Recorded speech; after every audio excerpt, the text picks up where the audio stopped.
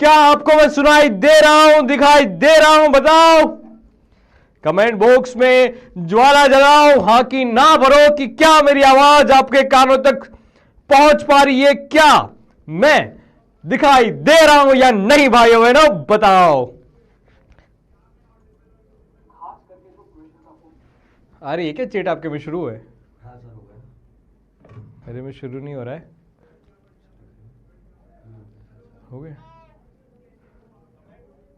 आवाज आ रही है क्या इनको? हाँ करेक्ट है, करेक्ट है, करेक्ट है, करेक्ट है, करेक्ट है। हाँ तो मैं बताओ क्या हालचाल, क्या हालचाल? बताओ बताओ बताओ बताओ बताओ। बहुत दिनों के बाद मिल रहा है ऐसा लग रहा है, बहुत दिन हो गए शायद। कब मिले थे पिछली बार? फ्राइडे को।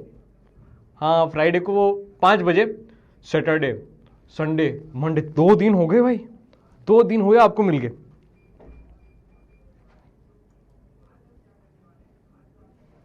दो भाई आपका मोबाइल इस पे चालू करो तब तक। आवाज आ रही है क्या इनको? हो। हाँ गौरव भाई, Lakshmi, Kashish, Sai, Shruti, Aditya, welcome welcome welcome welcome welcome welcome welcome welcome to the place where physics stop being scary. नई लाइन सोची है मैंने, कैसी लगी बताओ, कैसी लगी? अरे सुपरपोजिशन समझ में नहीं आया? लो शुरुआत ही उधर से करते हैं, शुरुआत ही उधर से करते हैं। सुपरपोजिशन प्रिंसिपल उत्तराखंड से है कोई? मैंने नहीं पूछा, ये कोई नंबर वाला बंदा है जो पूछ के गया। डाइलेक्ट्रिक कांस्टेंट को के से डिनोट किया जा सकता है, पार्थ अरोरा। पार्थ अरोरा, डाइलेक्ट्रिक कांस्टेंट को भी के से डिनोट किया जा सकता है, और इवन हम के से ही डिनोट करते हैं। पार्थ भाई, ओ पार्थ भाई, पूरी रामायण खत्म हो गई, पिछले शीट में हमने के से ही डिनोट किया था उसमें। लक्ष्मी जी, हाँ ठीक है। एक दीपांशी जी बता रहे हैं कि एमसीक्यूज न्यूमेरिकल अच्छे से नहीं सोल्व होते हैं, तो इसका इलाज बस यही है कि समझदारी के साथ आगे बढ़ते जाओ, प्रैक्टिस करते जाओ, धीरे धीरे क्वेश्चन सोल्व होते जाएंगे। एकदम से कोई चीज नहीं होगी, एवरीथिंग्स नीड टाइम। और उसमें भी हम तो ग्रेट थिंग की बात कर रहे हैं, तो great things take a time. ठीक है तन्वी, ठीक है। रिवीजन रिवीजन रिवीजन रिवीजन भाइयों बहनों, जब हमने चैप्टर की शुरुआत की थी तब बताया था कि बहुत सारी घटना होती है, जैसे कि बिजली करना, वो बलून का ऐसे माथे पे घिसना, फिर दीवार पे चिपकाना, फिर कंघे को ऐसे माथे पे घिसना, फिर छोटे छोटे कागज के साथ उसका अट्रैक्शन होना। ये सारी घटना संलग्न थी, रिलेटेड थी तो इलेक्ट्रिक चार्ज से। फिर इलेक्ट्रिक चार्ज की प्रॉपर्टी के बारे में हमने पढ़ा, उसका ओरिजिन के बारे में समझा, कौन सी ऐसी खास प्रॉपर्टी होती है। मास और इलेक्ट्रिक चार्ज दोनों का एक कंपेरिजन किया था, वहां से हमें अच्छी खासी बातें समझ में आई थी इलेक्ट्रिक चार्ज के बारे में। फिर 3 बेसिक सी प्रॉपर्टी हमने समझी थी, किसके बारे में? इलेक्ट्रिक चार्ज के बारे में। एक थी एडिटिव नेचर, दूसरा था क्वांटाइजेशन ऑफ चार्ज, तीसरा था भाइयों बहनों कंजर्वेशन ऑफ चार्ज। आंखें बंद करो, याद करो कि क्या हमने जो पढ़ा है वो तुम्हें याद आ रहा है कि नहीं आ रहा है।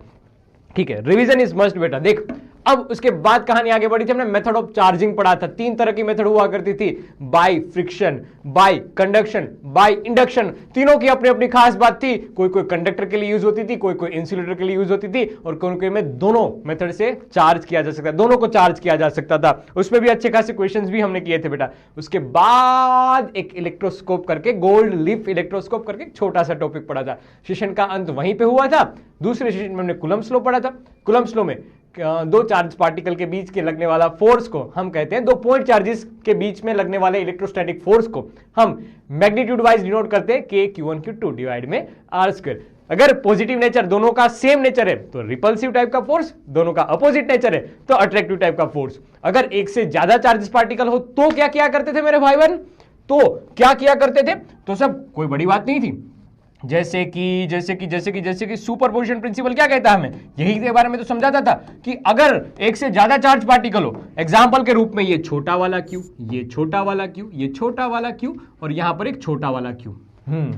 ठीक है, अब ये चारों कोने पे एक एक चार्ज पार्टिकल है, चारों कोने पे एक एक चार्ज पार्टिकल है। ये टक टक, ये A, ये डिस्टेंस A, ये डिस्टेंस A, ये डिस्टेंस A। अब यहां पर मान लो एक बड़ा वाला Q चार्ज पार्टिकल हमने रख लिया है, तो बताओ इस A, इस B, इस सी और इस डी कॉर्नर पे रखे हुए चार्ज पार्टिकल की वजह से लगने वाला फोर्स कितना होगा इस छोटे वाले क्यूब पे। ये रिवीजन करवा रहा हूं क्वेश्चन के फॉर्म में, क्योंकि खास बात फिजिक्स की यही होती है कि हर बार मैं रिवीजन करवाऊंगा लेकिन कंसेप्ट वही रहेगा, क्वेश्चन चेंज करेगा। देखना तो सर जी हम समझने जा रहे हैं कि अगर हम ए की बात करें, दोनों पॉजिटिव, इस ए ने ऐसे टक टक टक टक टक टक टक टक टक टक टक इस डायरेक्शन में धक्का दिया होगा, ये बात हमने मानी, ये ई ए। सेम इस बी ने टक टक टक टक टक मान लिया जाए इस डिस्टेंस को आर, ठीक है, ये टक टक टक टक टक टक टक टक टक टक टक टक टक टक टक ये इस ई नहीं, ई ए नहीं, हमें ना ऐसे लगाते हैं, हम क्या निकालना चाहते हैं इस क्वेश्चन में, लिखना खून से लिखता हूं बेटा, ध्यान देना, एफ नेट ऑन सेंटर पे रखे हुए चार्ज पार्टिकल क्यू पे लगने वाला फोर्स कितना होगा। सेंटर पे अरे मानवी जी ने बहुत सही आंसर दे दिया है, एकदम सही आंसर दिया है। साची जी बिहार से, सल्यूट, ठीक है, अच्छी बात है बिहार से हो। अब यहां पर ध्यान दो, सलोनी जी भी बिहार से, ठीक है, कोई बात नहीं बेटा, अब यहां पर ध्यान दो, ठीक है, कहीं से भी हो, हिंदुस्तान के कोई भी कोने से हो, काम की बात पे आते हैं। देख क्या बता रखा है कि इस बड़े वाले क्यूब पे लगने वाला नेट फोर्स हमें फाइंड करना है। तो हमने पहले ए की वजह से, सर किस डायरेक्शन में फोर्स लगाएगा, ये ए की वजह से फोर्स किस डायरेक्शन में लगेगा, ऐसे धक्का देने वाले डायरेक्शन में, ठीक है। बी की वजह से किस डायरेक्शन फोर्स लगेगा, ये एफ बी इस डायरेक्शन में धक्का देने वाले डायरेक्शन में। ऐसे ही सेम हम सी के लिए चर्चा करते हैं और डी के लिए चर्चा करते हैं। ये सी वाला देखना, टक टक टक टक टक टक टक ऐसे कुछ टक टक टक टक टक टक टक, ये कुछ ऐसे धक्का दे रहा, एफ सी। और ये डी वाला टक टक टक टक टक टक टक टक टक टक टक टक टक, सर दोनों सेम नेचर के, तो ये ऐसे कुछ धक्का देगा, ये एफ डी। अब तीनों का हम वैल्यू लिखने जा रहे हैं, तीनों की वैल्यू लिखने जा रहे हैं। तो एफ ए के, छोटा वाला क्यू बड़ा वाला क्यू, दोनों के बीच का डिस्टेंस, सर ए नहीं होगा आर होगा, ये डिस्टेंस लिखा जाएगा ना, ये डिस्टेंस लिखा जाएगा, और मेरे ख्याल से इस चारों केस में इक्वल जाएगा, तो हम लिख सकते हैं इसको R. Same with F B होगा, सेम विथ एफ सी होगा, सेम विथ एफ डी होगा। ये समझ के ही, देख के ही सीधा सीधा पता चल रहा है। तो इसका मतलब ये हुआ कि क्यू पे चार दिशा में फोर्स लग रहे हैं, एक ऐसी डायरेक्शन में एफ, एक इस डायरेक्शन में एफ, एक इस डायरेक्शन में एफ और इस डायरेक्शन में एफ। और हमें यह पता है, हमें यह चीज पता है कि नेट फोर्स ऑन अ बड़ा वाला क्यू, ये क्या होता है, चार फोर्स, जितने भी फोर्स लग रहे हैं उन सभी का इंडिविजुअल सम होता है, उन सभी का इंडिविजुअल सम होता है। लो भाई साहब, अब हमें डायरेक्शन के साथ इसको ऐड करना पड़ेगा। तो हमें देख ऐड हो रहे हैं, मतलब वेक्टरली ऐड हो रहे हैं, तो हमें यह समझ में आना चाहिए कॉमन सेंस से कि सर ये वाला एफ इसको मार देगा, ये वाला एफ है वो इसको मार देगा, तो नेट फोर्स लिखा जाएगा जीरो, नेट फोर्स लिखा जाएगा जीरो। क्या तुम्हें यह पता चल रहा है? हाँ, आसाम से है अपने पास कोई, ठीक है। ऐसा एक और क्वेश्चन दे दूं, लो। सुपरपोजिशन प्रिंसिपल यही कहता है भाई साहब कि जितने भी चार्ज पार्टिकल है, उन चार्ज पार्टिकल की वजह से लगने वाला इंडिविजुअल फोर्स का वेक्टर सम कर दो, वही तुम्हारा नेट फोर्स होगा, वही आपका नेट फोर्स होगा। ये हमारे पास है इक्विलेटरल ट्रायंगुलर, ये छोटा वाला क्यू, ये छोटा वाला क्यू, ये छोटा वाला क्यू। ये शायद दिखने में ऐसा ना लगे, लेकिन आप समझना कि ये क्या है, इक्विलेटरल ट्रायंगुलर है, ठीक है। इसके एग्जैक्ट सेंटर पे हमने वापस एक चार्ज पार्टिकल रख दिया जिसकी वैल्यू है capital Q. Now again the question is same, net force on Q, बताओ कितना होगा, हाँ रिया जी सही आंसर दे रहे हो, सही।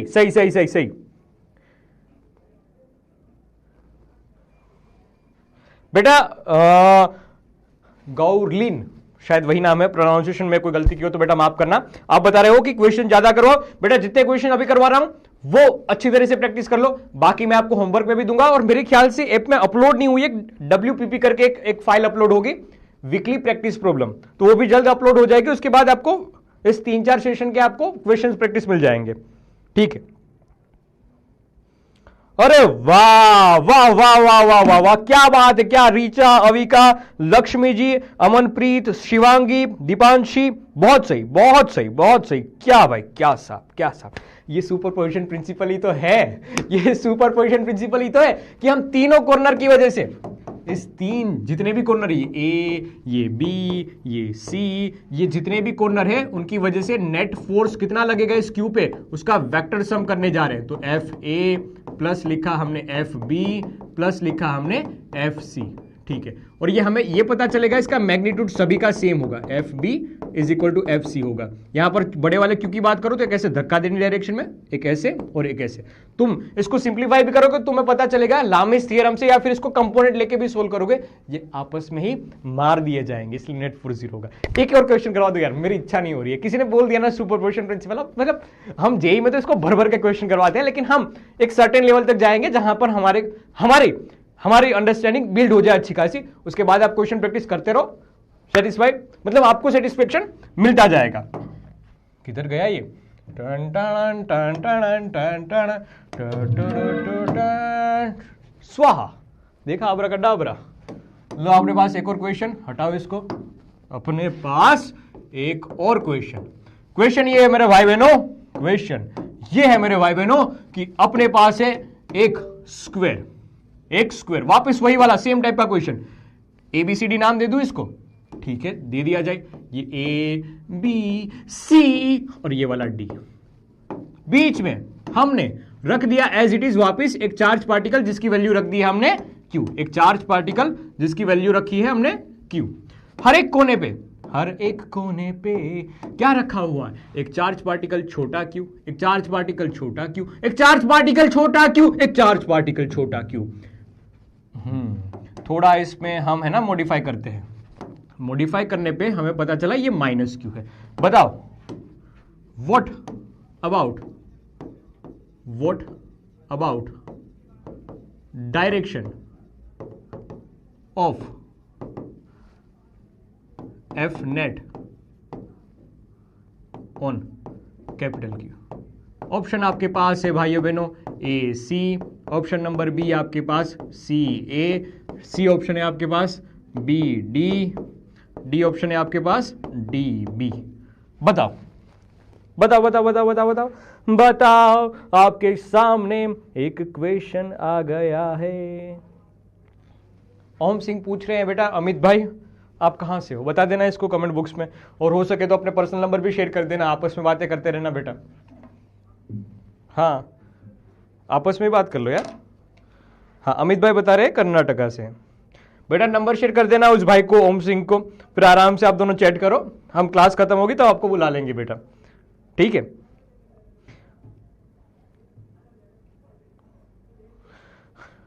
तन्वी सरकार, अर्शिता जी, सीमेखा शर्मा सही आंसर दिया है मेरे ख्याल से, क्योंकि देखो होगा ये,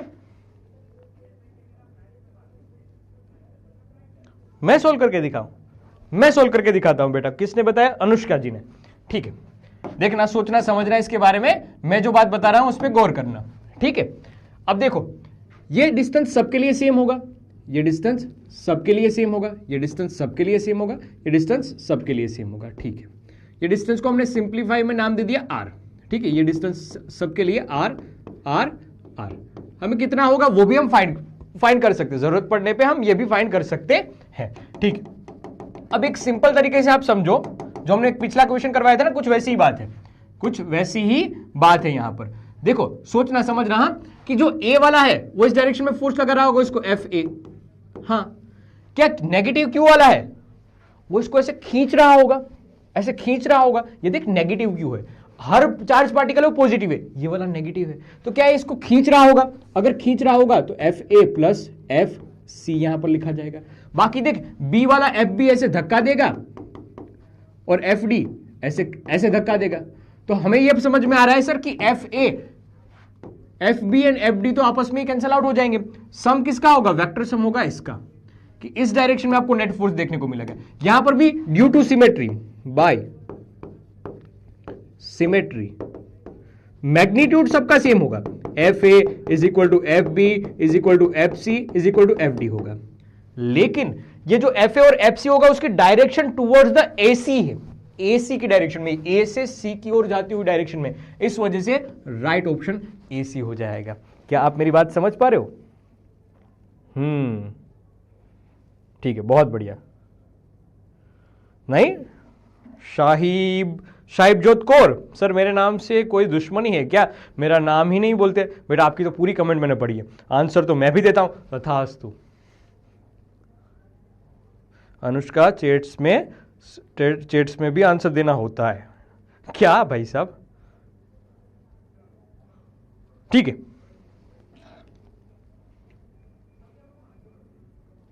ठीक है, ठीक है, ठीक है, ठीक है, आगे बढ़े। चलो चलो, ठीक है, ठीक है, तो आगे बढ़ते हैं। पहले एक बार हुंकार कर दो कि हाउ इज द जोश, बता दो। एक बार हुंकार करो कि हाउ इज द जोश। क्या आप वो इमोजी सेंड कर सकते हो यहां से, दिल वाला, या फिर दिल ही सेंड होता है, या इसमें ऑप्शन भी मिलते हैं? इस बार यार इस कमेंट बॉक्स में आग नहीं दिखती। यूट्यूब वाले में खास बात होती है, वहां पर ऐसे वो आग टाइप का भी आता है। यहां पर पता नहीं शायद आता है कि नहीं आता है। आता है क्या?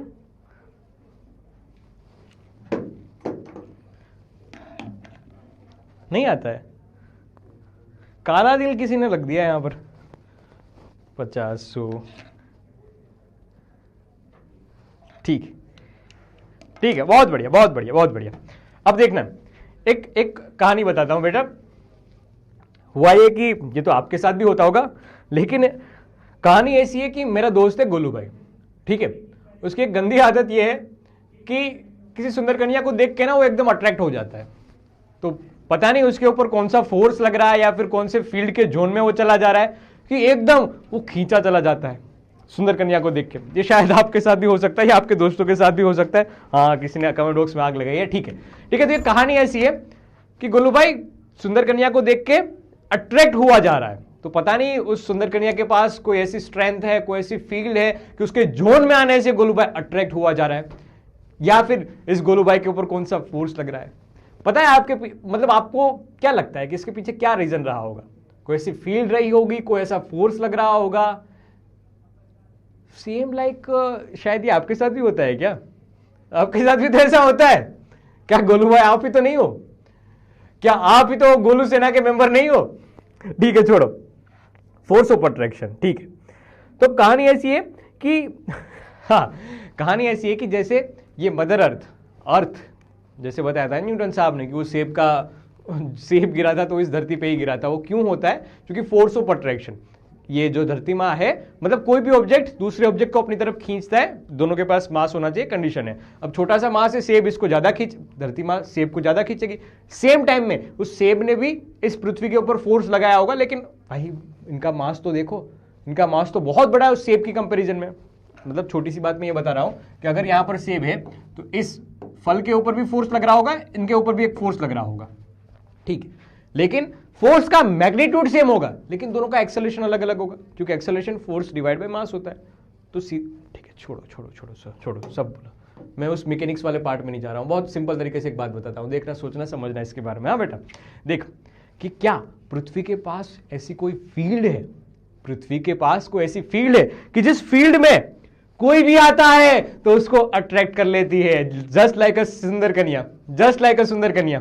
क्या पृथ्वी के पास भी कोई ऐसी फील्ड है कि जिससे, हाँ, वो अट्रैक्ट करता है कोई मास पार्टिकल को? हाँ, कोई ऐसी फील्ड है? हाँ, ग्रेविटेशनल फील्ड नाम दिया था। वो फोर्स लगाती है, उसको ग्रेविटेशनल फोर्स कहते हैं। और एक पूरी फील्ड है कि उस फील्ड के अंदर अगर कोई मास पार्टिकल है तब जाके ये फोर्स लगता है, तब जाके ग्रेविटेशनल फोर्स लगता है। और उस फील्ड को, उस रीजन को हम नाम दिया करते थे ग्रेविटेशनल फील्ड। उस रीजन को हम नाम दिया करते थे ग्रेविटेशनल फील्ड, कि इसके अंदर, इस फील्ड के अंदर, अत्र सर्वत्र चारों दिशाओं में होती है ये बेटा, तो इस अंदर अगर कोई मास पार्टिकल दिखता है तो ये इसको अट्रैक्ट करता है, ये पृथ्वी उसको अट्रैक्ट करती है। सेम बात यहां पर चार्ज पार्टिकल के लिए भी है कि चार्ज पार्टिकल को भी अट्रैक्शन या रिपल्सन फील होता है जब वो कोई इलेक्ट्रिक फील्ड में हो। किस फील्ड में? Electric field. तो आज के सेशन की जो चर्चा होने वाली है वो इसी इलेक्ट्रिक फील्ड के बारे में होने वाली है, इसी इलेक्ट्रिक फील्ड के बारे में होने वाली है, समझना। हाँ, इलेक्ट्रिक फील्ड से शुरुआत करते हैं। तो कहानी ऐसी है कि जैसे ही वहां पर पृथ्वी के लिए इलेक्ट्रिक फील्ड थी, बात बताई थी, ग्रेविटेशनल फील्ड की बात बताई थी, वैसे ही यहां पर चार्ज पार्टिकल के पास एक ऐसी रीजन होती है, एक ऐसी फील्ड होती है कि जहां पर हम दूसरे पार्टिकल को, दूसरे चार्ज पार्टिकल को रखते हैं तो अट्रैक्शन भी हो सकता है, रिपल्शन भी हो सकता है। रिपल्शन इस वजह से बेटा क्योंकि वहां पर मास सिर्फ एक ही टाइप का होता था ना, पॉजिटिव पॉजिटिव पॉजिटिव। यहां पर पॉजिटिव भी हो सकता है और नेगेटिव भी हो सकता है। तो हमने ये बात पढ़ी है कि दो टाइप के फोर्सेस आते हैं। तो इस वजह से अगर ये चार्ज पार्टिकल की एक फील्ड है तो इस फील्ड के अंदर अगर दूसरे चार्ज पार्टिकल आएगा तो वो अट्रैक्शन या फिर रिपल्शन टाइप का फोर्स फील करेगा। तो ये उसकी फील्ड हुई, ये इसकी फील्ड हुई। डेफिनेशन पढ़ते हैं बेटा एक बार कि electric field is the space surrounding an electric charge in which another charge experience of force। एक ऐसी रीजन कि जहां पर अगर मैं कोई दूसरे चार्ज पार्टिकल को लेके आऊं, मान लिया जाए दूसरा चार्ज पार्टिकल Q नोट, ये इसको टेस्ट चार्ज बोलते हैं, टेस्ट चार्ज, कि हम है ना जानने के लिए आए हैं कि ये फोर्स फील करेगा या नहीं करेगा, कुछ फोर्स फील करेगा कि नहीं करेगा। ये टेस्ट चार्ज है ना, वो भी बहुत छोटा छोटा छोटा, लेकिन सर ये पॉजिटिव और बड़ा वाला भी पॉजिटिव, दोनों चार्ज पार्टिकल पॉजिटिव पॉजिटिव। तो सीधी समझने वाली बात ये है कि इनके ऊपर एक फोर्स लगेगा ऐसे धक्का देने डायरेक्शन में, इनके ऊपर एक फोर्स लगेगा धक्का देने वाले डायरेक्शन में। तो ये एक फोर्स फील करेगा, ये एक फोर्स फील करेगा। छोटी सी बात क्या कि इस रीजन में अगर टेस्ट चार्ज पार्टिकल को हम लेके आए तो फोर्स फील कर रहा है, वह एक फोर्स फील कर रहा है। अगर नेगेटिव टेस्ट चार्ज लेके आए तो इसे अट्रैक्टिव डायरेक्शन में, और पॉजिटिव लेके आए तो इसे धक्का देने वाले डायरेक्शन में, लेकिन ये फोर्स फील करता है। ठीक है, तो ये फोर्स हमने लिख दिया यहां पर। क्यों, कौन फील कर रहा है? ये टेस्ट चार्ज पार्टिकल। इसका इतना चार्ज यहां पर भी लगा होगा, हाँ, लेकिन अभी के लिए हमने ना इसको फिक्स कर रखा है, हमने इस वाले चार्ज पार्टिकल को फिक्स्ड कर रखा है। अब एक तरह से समझो आप इसको, तो मकड़ी के जाले टाइप का है कि अपने आसपास ये मकड़ी बैठी हुई, अपने आसपास इसी एक जाले की रचना कर दिए, जिस जाले के अंदर वो आएगा तो कुछ ना कुछ मकड़ी फोर्स लगाएगा। तो कुछ कहानी उसके जैसी है। क्या आप ये समझ पाए हो? क्या आप ये समझ पाए हो? ठीक है ठीक है ठीक है ठीक है ठीक है ठीक है ठीक है, हाँ, बहुत बढ़िया बहुत बढ़िया। अब समझना, इलेक्ट्रिक फील्ड के लिए है ना, मतलब ये फील्ड हुई, ये क्या हुई बेटा? इलेक्ट्रिक फील्ड हुई, ये एक रीजन हुई है। जैसे स्टेट, डिस्ट्रिक्ट, तहसील वो एक रीजन होती है, वैसे ये एक रीजन हुई है। अब हम चर्चा करने जा रहे हैं इस रीजन की स्ट्रेंथ कितनी होगी, इंटेंसिटी कितनी होगी। तो इलेक्ट्रिक फील्ड इंटेंसिटी क्या होती है उसके बारे में बात बताएगी ये, कि जो भी फोर्स वो एक्सपीरियंस कर रहा था ना, टेस्ट चार्ज, जो फोर्स वो एक्सपीरियंस कर रहा था ना, वह divide by magnitude of test charge, magnitude of test charge. जैसे कि मान लिया कि यहां पर वो टेस्ट चार्ज था Q नोट, यहां पर हमने टेस्ट चार्ज रखा था, ये टेस्ट चार्ज रखा था। अब हुआ ये, हमने सीखा ना, समझा ना ये बात, कि इसके ऊपर जो फोर्स लगा होगा इसे रिपल्सिव डायरेक्शन में होगा, तो ये फोर्स एक्सपीरियंस्ड। क्या आप ये फोर्स एक्सपीरियंस की वैल्यू भी लग सकते हो? हाँ यार, फोर्स एक्सपीरियंस हम लिख सकते हैं, force experience, force experience, force experience, टक टक टक टक टक टक टक, ये हटा दो, मिटा दो, मिटा दो, पूरे जीवन में से यहां पर लिखते हैं फोर्स एक्सपीरियंस। के बड़ा वाला Q, छोटा वाला Q, और डिनोमिनेटर में दोनों के बीच का डिस्टेंस अपन मान लेते हैं R, दोनों के बीच का डिस्टेंस अपन मान लेते हैं R। तो के Q बाय R, के Q note divide by R का स्क्वायर। ठीक है, ये फोर्स एक्सपीरियंस। डिनोमिनेटर में मैग्नीट्यूड ऑफ टेस्ट चार्ज, ये इलेक्ट्रिक फील्ड इंटेंसिटी फाइंड करने का फॉर्मूला है, इलेक्ट्रिक फील्ड इंटेंसिटी फाइंड करने का फॉर्मूला है। क्या कहता है सर? ऊपर फोर्स लिखा जाएगा, जैसे कि के छोटा वाला Q नोट, बड़ा वाला Q, डिनोमिनेटर में R स्क्वायर, डिनोमिनेटर में R स्क्वायर, और डिनोमिनेटर में टेस्ट चार्ज का मैग्नीट्यूड, टेस्ट चार्ज कितना है? Q naught. तो यहां पर लिखा जाएगा ग्रेविटेशनल फील्ड इंटेंसिटी का formula k Q by R square, where बड़ा वाला Q इज जो सोर्स चार्ज था ना, इसको सोर्स चार्ज बोला करते हैं, सोर्स चार्ज, और छोटा वाला Q है वो क्या है? छोटा वाला Q है वह है जी, छोटा वाला Q है वो है टेस्ट चार्ज। क्या आप फोर्स एक्सपीरियंस की बात समझ पाए? फोर्स कितना एक्सपीरियंस किया होगा? अरे सर वही तो पढ़ा था पिछले सेशन में, वही तो हमने पढ़ा था पिछले सेशन में। तो हमें एक फॉर्मूला मिल गया KQ/R²। अब इसको लिखा जाता है कि electric field is intensity is also called electric field is nothing but the force experience, force experience, ये force experience divide by test charge का पार्टिकल, टेस्ट चार्ज का मैग्नीट्यूड, टेस्ट चार्ज का मैग्नीट्यूड। बस एक छोटा सा फॉर्मूला बन गया किसका? ग्रेविटेशनल फील्ड इंटेंसिटी का। ये लिख लो, 2 मार्क्स में क्वेश्चन पूछा जा सकता है, ग्रेविटेशनल फील्ड इंटेंसिटी कैसे लिखी जाएगी। 2 मार्क्स में ये क्वेश्चन पूछा जा सकता है। आप ये अभी याद ना रख पाओ तो कोई दिक्कत नहीं है, बस ये समझो कि ये कैसे लिखा गया है।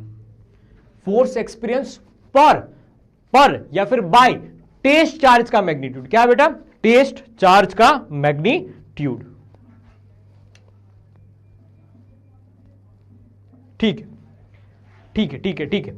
अब समझना है इसके बारे में कि यूनिट कैसे लिखा जा सकता है। ये हटा दे रहा हूं थोड़ी देर के लिए, हटा दे रहा हूं, वापस आ जाएगा, नेक्स्ट स्लाइड पे लिखा हुआ वापस आ जाएगा। हम चर्चा करने जा रहे हैं इसका यूनिट कैसे लिखा जा सकता है। नई स्लाइड पे ले लूं क्या? ठीक है, नई स्लाइड पे ले लेता हूं। देखना, समझना, सोचना इसके बारे में कि यूनिट ऑफ इलेक्ट्रिक फील्ड मैं हमेशा ऐसा लिख दूं ना E.F, तो आप समझ लेना मैं किसकी बात कर रहा हूं? इलेक्ट्रिक फील्ड की बात कर रहा हूं। किसकी बात कर रहा हूं? इलेक्ट्रिक फील्ड की बात दे रहा हूं। तो देख, ये Q चार्ज पार्टिकल था ना, या फिर फॉर्मूला क्या था अपने पास इलेक्ट्रिक फील्ड का? इलेक्ट्रिक फील्ड का फॉर्मूला ये था, electric field E is equal to force experience divide में चार्ज पार्टिकल Q0। क्या फोर्स एक्सपीरियंस का यूनिट हम लिख सकते हैं? न्यूटन, न्यूटन, ठीक है। और हमें ये पता है सर, हमें ये एक चीज पता है सर कि मैं चार्ज पार्टिकल का यूनिट लिख सकता हूं कूलम। तो एक इलेक्ट्रिक फील्ड का यूनिट बन रहा है न्यूटन पर कूलम, दूसरा एमएलटी फॉर्म बना रहे हैं, दूसरा इसका एमएलटी फॉर्म बना रहे हैं। हमें ये चीज पता होनी चाहिए कि न्यूटन जब भी आएगा तो M1 L1 T-2 की चर्चा होगी। और चार्ज पार्टिकल Q है तो उसका डायमेंशन लिखने का तरीका यह था, चार्ज पर time is equal to I को करंट कहा करते थे, करंट कहा करते थे। तो फॉर्मूला बना था अपने पास Q is equal to I into t, Q is equal to I into t. Q का डायमेंशनल फॉर्मूला बन रहा है अपने पास A1 T1। ठीक है भाइयों बहनों, तो लिखा जाएगा A1 T1। अब ऊपर जाएगा तो बन जाएगा M1 L1, T ऊपर गया तो -3 हो जाएगा, -2 तो पहले से था, और -1 ऊपर गया, 1 ऊपर गया तो -1 बन गया, और A भी ऊपर जाएगा तो A-1 बन जाएगा। लो, ये हमारे पास डायमेंशनल फॉर्मूला बन गया है जो एक बार CBSE ने पूछा हुआ है, CBSE ने MCQs फॉर्म में पूछा हुआ है। किसका? डायमेंशनल फॉर्मूला पूछा हुआ है इलेक्ट्रिक फील्ड का। क्या ये फाइंड करना आएगा? क्या ये फाइंड करना आएगा बेटा? इसमें कोई भी आपत्तिजनक सिचुएशन मेरे ख्याल से तो नहीं होनी चाहिए, लेकिन अगर फिर भी हो रही है तो बता दो, कमेंट बॉक्स में जता दो। फिर कहानी को हम आगे बढ़ाते हैं और समझते हैं कि चार्ज पार्टिकल के लिए क्या। हाँ, अदिति चौधरी ने बता दिया था आंसर, बहुत सही, बहुत सही। कशिश ने भी आंसर सही दे दिया था। ठीक है, ठीक है। हाँ, आदित्य कुमार ने भी सही आंसर दे दिया है, सही बात। ठीक है, ठीक है, ठीक है, ठीक है, ठीक है। लो, अब हम समझने जा रहे हैं कि कोई चार्ज पार्टिकल की बात करें, कोई एक छोटे से पॉइंट चार्ज की बात करें, तब बताओ कि इसके लिए हम इलेक्ट्रिक फील्ड का फॉर्मूला क्या लिख पाएंगे। अब डिफरेंट टाइप के, हाँ, एक फॉर्मूला तो अपने पास है, एक फॉर्मूला तो अपने पास है। क्या sir? Electric field is equal to force पर टेस्ट चार्ज। एक बात समझ में आई, जो फोर्स फील कर, ठीक है, अभी देख, ये एक अपने पास फॉर्मूला हो गया, ये अपने पास एक फॉर्मूला हो गया, हम पढ़ के आए हैं। अब हम है ना, एक सोर्स चार्ज है अपने पास। क्या है बेटा? हम अपने पास एक सोर्स चार्ज Q है, इसको लिखा हमने सोर्स चार्ज Q। अब इसकी वजह से R डिस्टेंस पे इसकी वजह से लगने वाला हम फोर्स फाइंड करने जा रहे हैं, तो ये R डिस्टेंस पे। तो हमने ये बताया था डेफिनेशन में कि जहां पर भी फील्ड निकालनी है वहां पर टेस्ट चार्ज लिख दो, उस टेस्ट चार्ज के ऊपर लगने वाला फोर्स फाइंड कर लो। तो ये फोर्स कितना एक्सपीरियंस करेगा? फोर्स एक्सपीरियंस करेगा सर K, छोटा वाला Q0, बड़ा वाला Q, दोनों के बीच का डिस्टेंस R²। हाँ, इलेक्ट्रिक फील्ड लिखने का तरीका हमने क्या लिखा था sir? Electric field E at a distance P, इस पॉइंट को अपन P नाम दे देते हैं, डिस्टेंस P। तो लिखा जाएगा सर फोर्स एक्सपीरियंस डिवाइड में चार्ज, टेस्ट चार्ज वाले का मैग्नीट्यूड, तो क्यू नॉट का मैग्नीट्यूड आएगा ना, तो सर फोर्स एक्सपीरियंस क्या आ जाएगा, के क्यू नॉट बड़ा वाला क्यू, डिस्टेंस का आर स्क्वायर, और डिनोमिनेटर में Q not, Q not Q not एक दूसरे का मार देंगे, ठीक है, मार देंगे। तो सर सीधा सीधा फॉर्मूला बन रहा है के क्यू डिवीजन में आर स्क्वायर, के क्यू डिवीजन में आर स्क्वायर। इन शॉर्ट हमें यह बात समझ में आनी चाहिए कि अगर हमारे पास एक चार्ज पार्टिकल है Q, तो उससे R डिस्टेंस पे इलेक्ट्रिक फील्ड की वैल्यू मिल रही है हमें सर, इलेक्ट्रिक फील्ड की वैल्यू मिल रही है हमें के क्यू डिवाइड में आर स्क्वायर, और इसकी डायरेक्शन होगी सर, पॉजिटिव चार्ज है तो इसे धक्का देने वाली डायरेक्शन में। और समझने वाली बात यह कि टेस्ट चार्ज पे डिपेंड नहीं करता, आपने जो टेस्ट चार्ज निकाला था ना कि जिससे इसका मैग्नीट्यूड निकाला जा सके, उस पे ये फॉर्मूला डिपेंड नहीं कर रहा है, उसके ऊपर ये फॉर्मूला डिपेंड नहीं कर रहा है। तो ये हिंट्स थी, ये आरवी हिंट्स, आरवी हिंट्स कि इस तरह से याद रखा जाएगा, इस तरह से याद रखा जाएगा कि पॉइंट चार्ज के लिए कैसे लिखा जा सकता है। किधर गया, किधर गया, कहीं तो था, हाँ ये लिखा था कि के क्यू बाय आर स्क्वायर कैसे आए उसकी बात बताई, और क्या याद रखा जा सकता है, क्या याद रखा जा सकता है।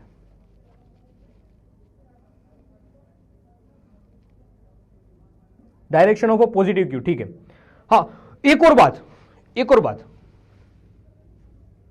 ठीक है, लास्ट टॉपिक में डाउट है, वापस इस बार रिवाइज करेंगे, अभी के लिए आगे बढ़ो, अभी के लिए आगे बढ़ो। एक और बात इसमें ये कि ये तो हमने पॉजिटिव चार्ज के लिए बताया था, अगर नेगेटिव चार्ज होता तो, अगर पॉजिटिव चार्ज की बजाय यहां पर नेगेटिव चार्ज होता और आर डिस्टेंस पे निकालने की बात बताई गई होती, तो आर डिस्टेंस पे वापस बताया गया होता तो कि आर डिस्टेंस पे बताओ इसका मैग्नीट्यूड कितना होगा और इसकी डायरेक्शन क्या होगी। तो मैग्नीट्यूड तो ऐसे ही पॉइंट चार्ज है ना अपने पास, ये एक्चुअल में है क्या, पॉइंट चार्ज ही तो है, तो पॉइंट चार्ज के लिए फॉर्मूला तो वही है, पॉइंट चार्ज के लिए बेटा फॉर्मूला तो वही है, तो के क्यू डिवाइड में आर स्क्वायर। डायरेक्शन चेंज होगी, क्या चेंज होगी, डायरेक्शन चेंज होगी। अब डायरेक्शन कौन सी आएगी, खींचने वाली डायरेक्शन में, ये खींचने वाली डायरेक्शन में इलेक्ट्रिक फील्ड होगी। पॉजिटिव चार्ज के लिए धक्का देने वाली डायरेक्शन में, यहां पर खींचने वाली डायरेक्शन में, खींचने वाली डायरेक्शन में।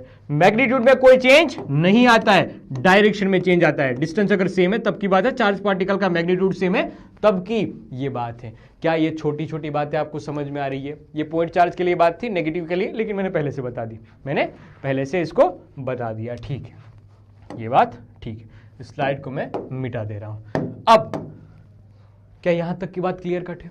श्योर, आगे बढ़ाया जा सकता है। देखना कहानियां कि electric field intensity due to charge particle system.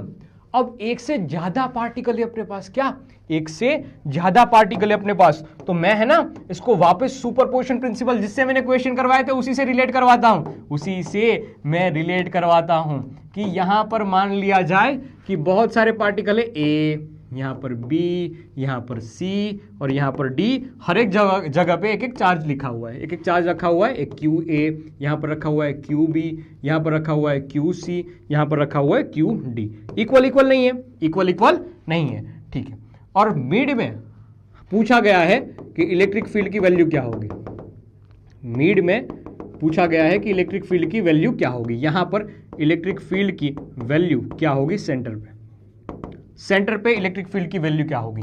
तो देख समझना सोचना, सर चारों की वजह से जो इलेक्ट्रिक फील्ड होगी उसका वेक्टर सम किया जाएगा, चारों की वजह से। तो sir net electric field on centre ये लिखा जाएगा चारों की वजह से जो भी होगी, ई ए प्लस करके ई बी प्लस करके ई सी प्लस करके ई डी, उन सभी का वेक्टर सम होगा। क्या होगा, वेक्टर सम होगा, ठीक है। अगर ये नेट इलेक्ट्रिक फील्ड आ गई ना, उसके बाद अगर आप यहां पर एक चार्ज पार्टिकल क्यू भी रखते हो ना, छोटा वाला क्यू या बड़ा वाला क्यू, जो भी आप रखना चाहो, इसके ऊपर कितना फोर्स लगेगा वो आपको फाइंड करना है। तो ऐसे भी लिखा जाएगा net force on test charge, ये ऐसा भी लिखा जा सकता है sir Q naught into electric field net, Q naught into electric field net. क्या समझ पा रहे हो आप? देखो तो बहुत बढ़िया बात, बहुत तगड़ी बात बताइए। देख, एक तो पहले इलेक्ट्रिक फील्ड कैसे लिखी जाएगी उसकी चर्चा बता दी, सुपरपोजिशन प्रिंसिपल ही है और कुछ नहीं, ये सुपर पोजिशन प्रिंसिपल ही है। ठीक है, वही है जो हम पढ़े थे वहां पर भी, फोर्स में भी पढ़े थे, वही वाला रिपीटेड फॉर्म में। ये बात है, फोर्स को चार्ज इंटू इलेक्ट्रिक फील्ड से मल्टीप्लाई करोगे तो फोर्स की वैल्यू मिल जाएगी, चार्ज इंटू इलेक्ट्रिक फील्ड से मल्टीप्लाई करोगे हमें इसकी वैल्यू मिल जाएगी। ठीक है, लिख लो एक बार आराम से, फिर क्वेश्चंस की ओर जाते हैं। एक बार आराम से लिख लो इसको, फिर क्वेश्चंस की ओर आगे बढ़ते हैं और तबाही मचाते हैं। लिख लो एक बार आराम से, लिख लो, टेक योर टाइम। स्लाइड की शुरुआत मैंने कहां से कही थी? आज के सेशन की शुरुआत मैंने सुपरपोजिशन प्रिंसिपल आपके कहने पे वहां से शुरुआत की थी कि बताओ सर हमें पता ही नहीं है कि ये सुपरपोजिशन प्रिंसिपल क्या होता है। तो मैंने छोटे छोटे उसके ऊपर क्वेश्चंस करवा दिए। उसके बाद इलेक्ट्रिक फील्ड के बारे में हम आगे समझे, इलेक्ट्रिक फील्ड इंटेंसिटी क्या होती है वो समझा। उसके बाद हमने उसका यूनिट लिखा, एमएलटी फॉर्म लिखा जो सीबीएसई में पूछा गया था। फिर इलेक्ट्रिक फील्ड इंटेंसिटी के बारे में, चार्ज पॉइंट चार्ज की वजह से इलेक्ट्रिक फील्ड इंटेंसिटी कैसे लिखी जाएगी उसका फॉर्मूला याद रखा, डायरेक्शन समझी, नेगेटिव चार्ज के लिए कैसे लिखी जाएगी डायरेक्शन, कैसे मैग्नीट्यूड लिखा जाएगा वह भी समझा। और तो और सर हमने सुपरपोजिशन प्रिंसिपल इलेक्ट्रिक फील्ड के लिए भी समझ लिया। लो बस इतनी सी कहानी हमने पढ़ी है, बस इतनी सी कहानी हमने पढ़ी है। हाँ, क्यू नॉट टेस्ट चार्ज है, क्यू नॉट टेस्ट चार्ज है। हैप्पी बर्थडे युग गुप्ता जी।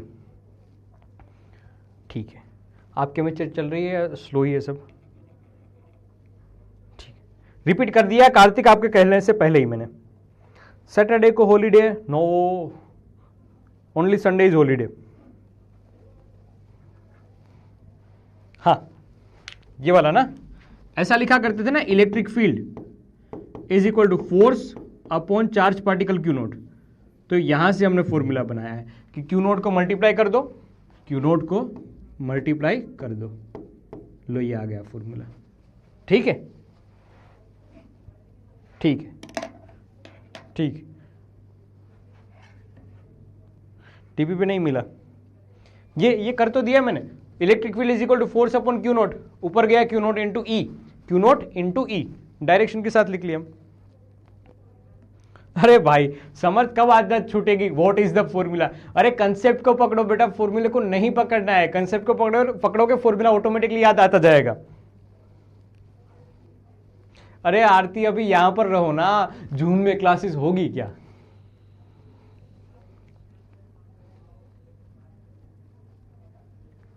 ठीक है भाई, ज्यादा टाइट हो गया। हाँ, क्यों चार्ज पार्टिकल है बेटा, क्यों एक चार्ज पार्टिकल और कुछ नहीं, और कुछ नहीं है यार। तुम क्यू नोट में और बड़े वाले क्यू में कंफ्यूज हो रहे हो, वो बस एक चार्ज पार्टिकल है, नथिंग एल्स।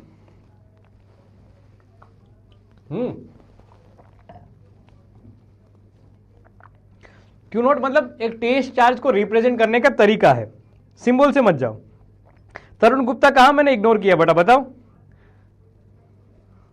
दिव्य ज्योति नाम लेने से क्या हो जाएगा? नाम लेने से क्या हो जाएगा?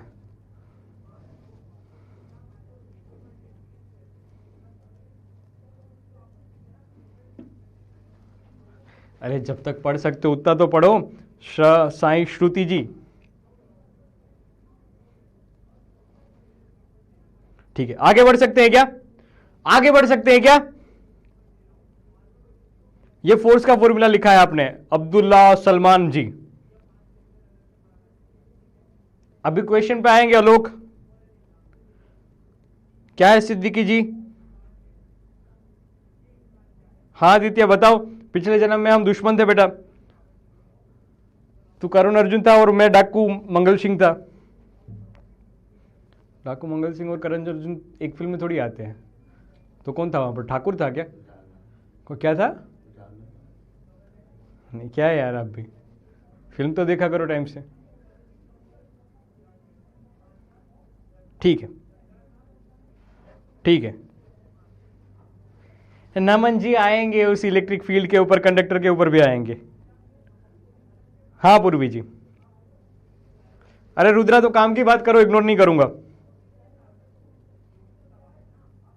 ये लास्ट स्लाइड ही है। ठीक है, ठीक है, ठीक है। देखो क्वेश्चन पे आते हैं, समझना। पहला क्वेश्चन हमने जो पढ़ा है वो सही है अगर क्वेश्चन आपसे बन रहे तो।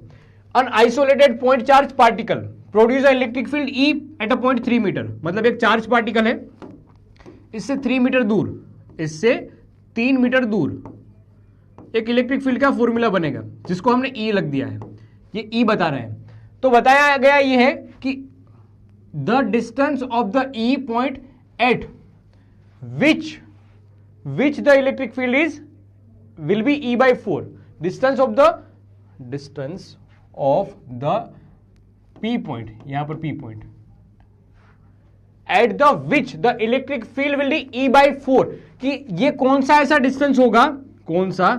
डिस्टेंस होगा कि जहां पर ये इलेक्ट्रिक फील्ड है वह E by 4 हो जाएगी, मतलब हमें पता नहीं है तो हमने एक रैंडम लाइन ड्रॉ कर ली और E by 4 यहां पर E नेट हो रही है। तो बताओ ये डिस्टेंस R कितना होगा, या R डेज लिख लो,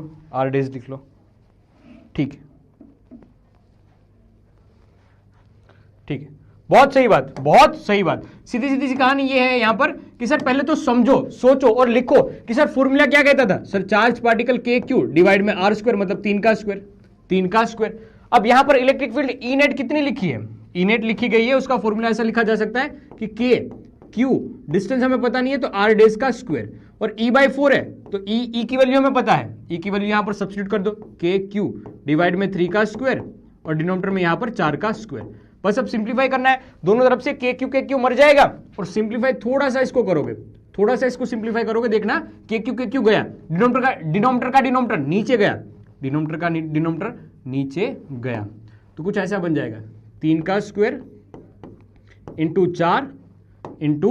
4 इज इक्वल टू, दूसरी तरफ है R डेज का स्क्वायर। अब रूट निकाला दोनों तरफ, 3 का रूट 3 स्क्वायर का रूट 3 बन जाएगा, 4 का रूट 2, ये R डेज की वैल्यू आई यहां से 6 मीटर। लो ये तुम्हारा काम हो गया, यहां से राइट आंसर मिल जाएगा आपको 6 मीटर, बहुत सही बात। अगला क्वेश्चन आपके लिए होगा, देखना भाइयों बहनों, अगला क्वेश्चन आपके लिए होगा, आपकी स्क्रीन पे दिखाई दे रहा होगा एक क्वेश्चन, तो पेश किया जाए वह क्वेश्चन। लो एक चार्ज है 10 माइक्रोकूलम और -10 microcoulomb is placed in a uniform field, electric field 5 × 10⁶ newton पर कूलम इलेक्ट्रिक फील्ड का यूनिट होता है, directed along a positive x axis. ठीक है, find out the force acting on a positive and negative charge, मतलब कि भाई साहब एक डायरेक्शन में इलेक्ट्रिक फील्ड है, ठीक है, हमें पता नहीं है ज्यादा इसके बारे में, लेकिन इलेक्ट्रिक फील्ड की डायरेक्शन कुछ ऐसी है, एक्स एक्सिस की डायरेक्शन में इलेक्ट्रिक फील्ड है, इसका मैग्नीट्यूड हमें क्वेश्चन में बताया गया है कि that's magnitude of electric field E is equal to 5 × 10⁶ newton पर कूलम। तो यहां पर हमें एक चार्ज पार्टिकल रख दिया है, पहली बार में मान लिया जाए पॉजिटिव में 10 माइक्रोकूलम, इसके ऊपर लगने वाला फोर्स, और ये नेगेटिव में 10 माइक्रोकूलम, इसके ऊपर लगने वाला फोर्स कितना होगा, क्या निकालना है हमें, फोर्स क्या होगा। क्या फोर्स निकालने का तरीका हमने सीखा था, हां जी, फोर्स निकालने का तरीका हमने सीखा था, electric field is equal to force divide by Q naught ही तो हुआ करता था, तो फोर्स की इक्वेशन ऐसी बन जाएगी Q naught into electric field, यही तो फॉर्मूला था। तो सर जी लिखा जाएगा force experienced is equal to charge particle into electric field. Charge particle कितना है सर 10 माइक्रोकूलम, तो 10 × 10⁻⁶। इलेक्ट्रिक फील्ड की वैल्यू कितनी है 5 × 10⁻⁶। सिंप्लीफाई किया जाए -6 + 6 मर जाएगा, और 5 और 10 मल्टीप्लाई होके 15 न्यूटन बन जाएंगे। ये फोर्स का मैग्नीट्यूड है। अगर पॉजिटिव चार्ज है तो सर इलेक्ट्रिक फील्ड की डायरेक्शन में धक्का देने वाले डायरेक्शन में फोर्स लगेगा, अगर नेगेटिव है तो इलेक्ट्रिक फील्ड से अपोजिट डायरेक्शन में भागने की कोशिश करेगा, ये नेट फोर्स लगेगा इसके ऊपर। क्या ये क्वेश्चन आपको समझ में आया? अगर पॉजिटिव चार्ज है तो सर इलेक्ट्रिक फील्ड की डायरेक्शन में भागेगा, और नेगेटिव चार्ज है तो इलेक्ट्रिक फील्ड से अपोजिट डायरेक्शन में भागेगा। बहुत शानदार बात बताई है मैंने। हाँ 50 न्यूटन, बहुत सही भार्गवी जी, आदित्य जी, श्रेष्ठी, ठीक है,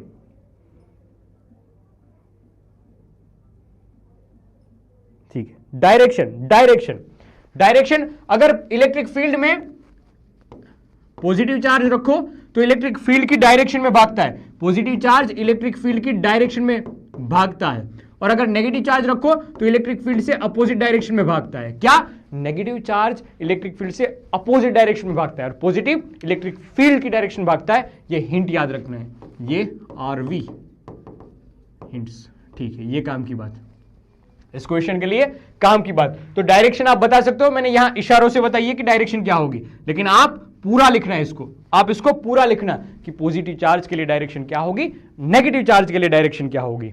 ठीक है, ठीक है। क्योंकि वैल्यू कैसे आई बेटा, यहां पर दे रखी थी, क्वेश्चन पढ़ लो बेटा, अंशिका जी क्वेश्चंस में बताई गई थी। अलग अलग होती तो अलग अलग लिखते, तो F1 करते और F2 करते, तो F1 करते और F2 कहते बेटा। ठीक है, सौव्रत बेटा, जितने चैप्टर्स यहां पर पहले हो रहे हैं उतने अच्छे से कर लो। ठीक है, हाँ लो, एक और क्वेश्चन आपके सामने, इसका आंसर आप बताओगे, इसका आंसर आप मुझे बताओगे कौन सा सही है, बताओ, देखना समझना। चार्ज पार्टिकल है अपने पास, एबीसीडी कॉर्नर पे रखा हुआ है, यहां पर +q 2q -2q +q, हमें बताया गया है कि charge q kept at a centre O, यहां पर अगर चार्ज पार्टिकल सेंटर O पे लेके आए तो इसके ऊपर लगने वाला नेट फोर्स कौन सी डायरेक्शन में होगा, बताओ, बताओ किसकी डायरेक्शन में होगा, जीरो होगा, पॉजिटिव होगा, नेगेटिव होगा, क्या होगा, क्या होगा, कौन सी डायरेक्शन में होगा। आरवी रही बन रहा बेटा,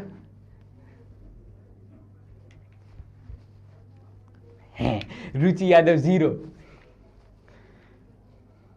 अरे जीरो कहां से लिख रहे हो आप बेटा, जीरो तो हर एक चार्ज पार्टिकल का मैग्नीट्यूड सेम सेम होता है ना, तब लिखा करते थे, तब लिखा करते थे बेटा, यहां पर कैसे जीरो आएगा, क्या आया। अवंतिका जी, अब से मैं लिखूंगा वो नोट्स में आ जाएगा, मैंने आपकी बात ध्यान में ले ली है, अब मैं इस कंसर्न को टेक्निकल टीम के पास पहुंचा दूंगा, शायद नहीं अपलोड हो रहा होगा तो अब से अपलोड होने लगेगा। ठीक है अवंतिका जी, हाँ, सी सी सी सी सी सी सी सी सी सी सी सी सी सी सी सी, मेरे ख्याल से देख, पहले तो है ना हमने कट पिट कर लेना चाहिए कि ए ऐसे धक्का लेगा और सी ऐसे धक्का देगा, तो ये ए सी तो आपस में मार देंगे, जो भी बात आएगी वो किसकी आएगी, जो भी बात आएगी वो इन दोनों की आएगी। तो पॉजिटिव 2q है तो ऐसे धक्का देने वाले डायरेक्शन में, ये बी वाला है वो ऐसे धक्का देगा, और ये डी वाला है वो इस डायरेक्शन में खींचेगा, डी वाला इस डायरेक्शन में खींचेगा, तो मेरे ख्याल से ई और बी, बी और डी ये दोनों खींचने वाली डायरेक्शन में ना, तो बीडी आएगा, खींचने वाली डायरेक्शन में बीडी आएगा। हाँ हाँ, C is the correct option, correct, BD BD BD BD BD BD BD BD. अरे जून हो, जुलाई हो, मई हो, अप्रैल हो, कुछ भी हो, सब जगह क्लासेस होगी। ठीक है, ठीक है, सही आंसर, सही आंसर। पवनदीप जी, बी आंसर नहीं होगा, सी ऑप्शन सही जाएगा, सी ऑप्शन सही जाएगा। अब देखना, हम है ना इसको काल्पनिक रूप से, इसको इमेजिनरी रूप से रिप्रेजेंट करने जा रहे हैं कि इलेक्ट्रिक फील्ड लाइंस दिखने में कैसी होती है, उसका एक इमेजिनरी रूप आपके सामने आ रहा है। अब 3 मार्क्स में बहुत बार इसने बोर्ड से सीधा थियोरेटिकल क्वेश्चन पूछा है, यहां से सीबीएसई ने, सीबीएसई आपका जो भी रिस्पेक्टिव बोर्ड हो आप देख लेना, ये आईएमपी टॉपिक्स की यादी में आता है, तो 3 मार्क्स में ज्यादा थियोरेटिकल क्वेश्चन पूछा है, सीधा के सीधा क्या पूछा है, थियोरेटिकल क्वेश्चन पूछा है। और नीट और जेई जैसी कॉम्पिटिटिव एग्जामिनेशन यहां से एमसीक्यू बनाते हैं, नीट और जेई जैसी एग्जामिनेशन यहां से कंसेप्चुअल क्वेश्चन बनाती है, क्या बनाती है, कंसेप्चुअल क्वेश्चंस यहां से बनाती है। तो जो भी मैं प्रॉपर्टीज के बारे में आज बताऊंगा ना कि इलेक्ट्रिक फील्ड लाइंस देखने में कैसी होती है, पॉजिटिव चार्ज के लिए कैसे लिखी जाएगी, डायरेक्शन क्या होगी नेगेटिव चार्ज के लिए, वो सारी बातें आपके लिए काम की होने वाली है। आज का सेशन आपके लिए बहुत काम का होने वाला है, क्योंकि आने वाले जितने भी चैप्टर्स होंगे वो यहां से लिंक करेंगे। ठीक है, एक बार हल्का फुल्का घर पे जाके इसको रिवाइज कर लोगे, आज के सेशन में आपको हर चीज समझ में आएगी। बहुत आसान चैप्टर है, बहुत सिंपल सा टॉपिक है, ठीक है, लेकिन मन खोल के इसको जीना होगा, समझना होगा। आप इस बात पढ़ के डायरेक्शन ऐसे कैसे ले ली, भाई पॉजिटिव है तो धक्का देने वाली डायरेक्शन, नेगेटिव है तो खींचने वाली डायरेक्शन, छोटी छोटी बातें हैं जिसको हम कंक्लूड करते हैं, एक साथ जोड़ते हैं। ठीक है, अब देख, पॉजिटिव चार्ज में से फील्ड लाइंस बाहर निकलती है, फील्ड लाइंस बाहर निकलती है, जैसे कि sir positive field lines, positive positive positive, तो सर पॉजिटिव में से फील्ड लाइंस ऐसे बाहर निकलती है, पॉजिटिव चार्ज में से फील्ड लाइंस बाहर निकलती है। लो, ये बाहर निकलने वाली डायरेक्शन, बाहर निकलने वाली डायरेक्शन। साथ साथ थोड़ा थोड़ा ड्रॉ करते रहना, थोड़ा थोड़ा लिखते रहना, घर जाके वापस जब नोट्स डाउनलोड करोगे हल्का फुल्का वापस लिख लेना। नेगेटिव में सर फील्ड लाइंस अंदर आती है, नेगेटिव में फील्ड लाइंस अंदर आती है सर, अंदर घुसती है। नेगेटिव के लिए फील्ड लाइंस ऐसे अंदर घुसती है, ठीक है, ऐसे कंटिन्यूअस फॉर्म में होती है, ऐसे कंटिन्यूअस फॉर्म में होती है। जो मैं ड्रॉ कर रहा हूं वो ज्यादा अप्रोप्रिएट है, ठीक है, मैं ड्रॉ कर रहा हूं वो ज्यादा अप्रोप्रिएट है। सर पॉजिटिव में से ऐसे ओरिजिनेट करती है और नेगेटिव में ऐसे अंदर घुसती है, पॉजिटिव में ऐसे बाहर निकलती है और नेगेटिव ओरिजिनेट करती है, मतलब बाहर निकलती है पॉजिटिव में से, और नेगेटिव में अंदर घुसती है। नेगेटिव में जैसे अंत पामती है, एंड होता है उसका, इलेक्ट्रिक फील्ड का, फील्ड लाइंस का एंड होता है वो। Electric field lines electric field को रिप्रेजेंट करने का एक इमेजिनरी वे है। अब सर अगर मैं पूछूं इसमें कि इलेक्ट्रिक फील्ड लाइंस के लिए डायरेक्शन कैसे लिखी जाएगी, तो सर किसी भी इलेक्ट्रिक फील्ड के ऊपर आप अगर यदि आप टेंजेंट ड्रॉ करते हो, क्या ड्रॉ करते हो, टेंजेंट ड्रॉ करते हो, तो हम बताएंगे कि ये उसकी डायरेक्शन को रिप्रेजेंट करेगा, इलेक्ट्रिक फील्ड की डायरेक्शन को रिप्रेजेंट करेगा, ठीक है। एक बात हमने समझी कि electric field lines always originate from a positive charge and terminates to a negative charge. दूसरी बात, जितना बड़ा चार्ज उतनी ज्यादा फील्ड लाइंस, जैसे कि ये 1 कूलम का चार्ज हमने माना तो number of field lines number 8, number of electric field lines, electric field lines 8 ही हुई, 3 3 6 2 8, ठीक है। और ये 2 कूलम का इलेक्ट्रिक चार्ज है अपने पास, 2 कूलम लिखा है मैंने, तो यहां पर देख 8 8 मेरे ख्याल से तो सिंप्लीफाई करेगा 16 number of electric field lines. तो number of electric field lines बढ़ती है अगर चार्ज का मैग्नीट्यूड बढ़ता है, तो लिखा गया है सीधा सीधा ओरिजिनेट और terminate proportional to the magnitude of a charge, magnitude of a charge. जहां पर इलेक्ट्रिक फील्ड लाइंस की डेंसिटी ज्यादा, ये भी लिख लेना, ये भी एक काम की बात, इलेक्ट्रिक फील्ड लाइंस की डेंसिटी जहां पर ज्यादा वहां पर इलेक्ट्रिक फील्ड इंटेंसिटी ज्यादा। मतलब कि देख मैं दो पॉइंट बताऊं, एक P पॉइंट यहां पर है और Q पॉइंट यहां कहीं है, Q पॉइंट यहां कहीं है। बताओ P पॉइंट पे इलेक्ट्रिक फील्ड लाइंस ज्यादा होगी या Q पॉइंट पे? P पॉइंट पे इलेक्ट्रिक फील्ड ज्यादा होगी या Q पॉइंट पे? P या Q दोनों में से ज्यादा कहां पर होगी? 16 कैसे होगा बेटा? बेटा ये गिना है मैंने, 1 2 3 4 ये 8 हुआ, 1 2 3 4 5 6 7 ऐसे ऐसे गिनोगे तो 16 हो जाएगा।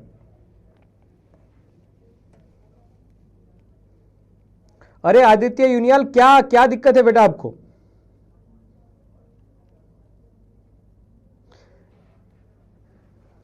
बेटा हाँ सबको समझ में रहे हो, आप नहीं समझ पा रहे हो तो इसका मतलब यह है कि आपने शायद तो सेशन बीच में से ज्वाइन किया या पिछले वाले सेशन आपने अच्छे से नहीं दिखे हैं, या फिर हाँ मुझे बताओ इसमें मैंने, क्योंकि हर एक बात है वो 2 बार रिपीट की है। आदित्य बेटा मैं आपसे बात कर रहा हूं, नाराज मत हो। हाँ एक बार ऐसा लगे आपको कि श्योरिटी के साथ, मतलब वापस रिपीट कर रहा हूं फिर भी आपको समझ में आ रहा है, वापस थोड़ा सा इस सेशन को, क्योंकि रिकॉर्डिंग नहीं ऑनलाइन का यही तो थोड़ा फायदा होता है, एक बार वापस से यही सेशन देख लेना, आपको हर चीज समझ में आएगी। मैं गारंटी के साथ बोल रहा हूं आपको हर चीज समझ में आएगी, ठीक है। आदित्य मैं आपसे बात कर रहा हूं, आदित्य यूनियल। हाँ पी के पास, क्योंकि देखो आप कहीं ना कहीं आप सोचो समझो कि सबका आंसर आ रहा है आपके, आप मतलब समझ नहीं पा रहे हो, तो इसका मतलब ये है कि या तो आपके कोर कंसेप्ट थोड़े से वीक है, या फिर आपने सेशन कहीं से बीच में से ज्वाइन किया, कोर कंसेप्ट वीक रह गया, या फिर थोड़ी सी ग्रास्पिंग पावर छोटी हो सकती है, तो उसमें कोई शर्माने वाली बात नहीं बेटा। आप वापस से यही वाला सेशन वापस देख लेना एक बार, या थोड़ा सा बेक करके वापस देख लो, थोड़ा सा बेक करके वापस देख लो, ठीक है ठीक है, कोई घबराने वाली बात है नहीं, समझ में आ रहा कोई बात नहीं बेटा, थोड़ा बेक जाके वापस देख लो। अब देख सीधी सी बात है, इंटेंसिटी कहां पर ज्यादा होगी? जहां पर डेंसिटी ज्यादा होगी, नंबर ऑफ फील्ड लाइंस ज्यादा होगी। डेंसिटी मतलब क्या हुआ? Number of field lines. यहां पर नंबर ऑफ फील्ड लाइंस ज्यादा है, देख यहां पर स्पेसिंग कम है, डेंसिटी ज्यादा है, ये स्पेसिंग कम है, यहां पर स्पेसिंग ज्यादा है। मतलब ये समझ में आएगा कि P के ऊपर इलेक्ट्रिक फील्ड का मैग्नीट्यूड है वो ज्यादा है एज कंपेयर टू Q, ठीक है। ये काम की बात है, यहां से एमसीक्यूज बनाए जा सकते हैं, यहां से एमसीक्यूज बनाए जा सकते हैं। लो भाई साहब एक और बात मैंने जो बताई थी वो कि ये काम की प्रॉपर्टी कि इलेक्ट्रिक फील्ड लाइंस ऐसे देख पॉजिटिव में से निकल रही है बाहर और नेगेटिव में टर्मिनेट हो रही है, नेगेटिव में टर्मिनेट हो रही है, तो इसके ऊपर ड्रॉ किया गया टेंजेंट, इसके ऊपर ड्रॉ किया गया टेंजेंट इलेक्ट्रिक फील्ड की डायरेक्शन देगा, इलेक्ट्रिक फील्ड की डायरेक्शन देगा। ये टेंजेंट इलेक्ट्रिक फील्ड की डायरेक्शन देगा, इलेक्ट्रिक फील्ड की डायरेक्शन देगा। तो एक समझने वाली बात यह है कि इलेक्ट्रिक फील्ड लाइंस के ऊपर ड्रॉ किया जाने वाला टेंजेंट इलेक्ट्रिक फील्ड की डायरेक्शन देगा। क्या काम की बात, ये ज्यादा इंपॉर्टेंट पॉइंट है, ये ज्यादा इंपॉर्टेंट पॉइंट है, याद रखना इसको। देखना एक छोटा सा क्वेश्चन और पूछता हूं, क्या कभी अंबर से, क्या कभी दो इलेक्ट्रिक फील्ड लाइंस इंटरसेक्ट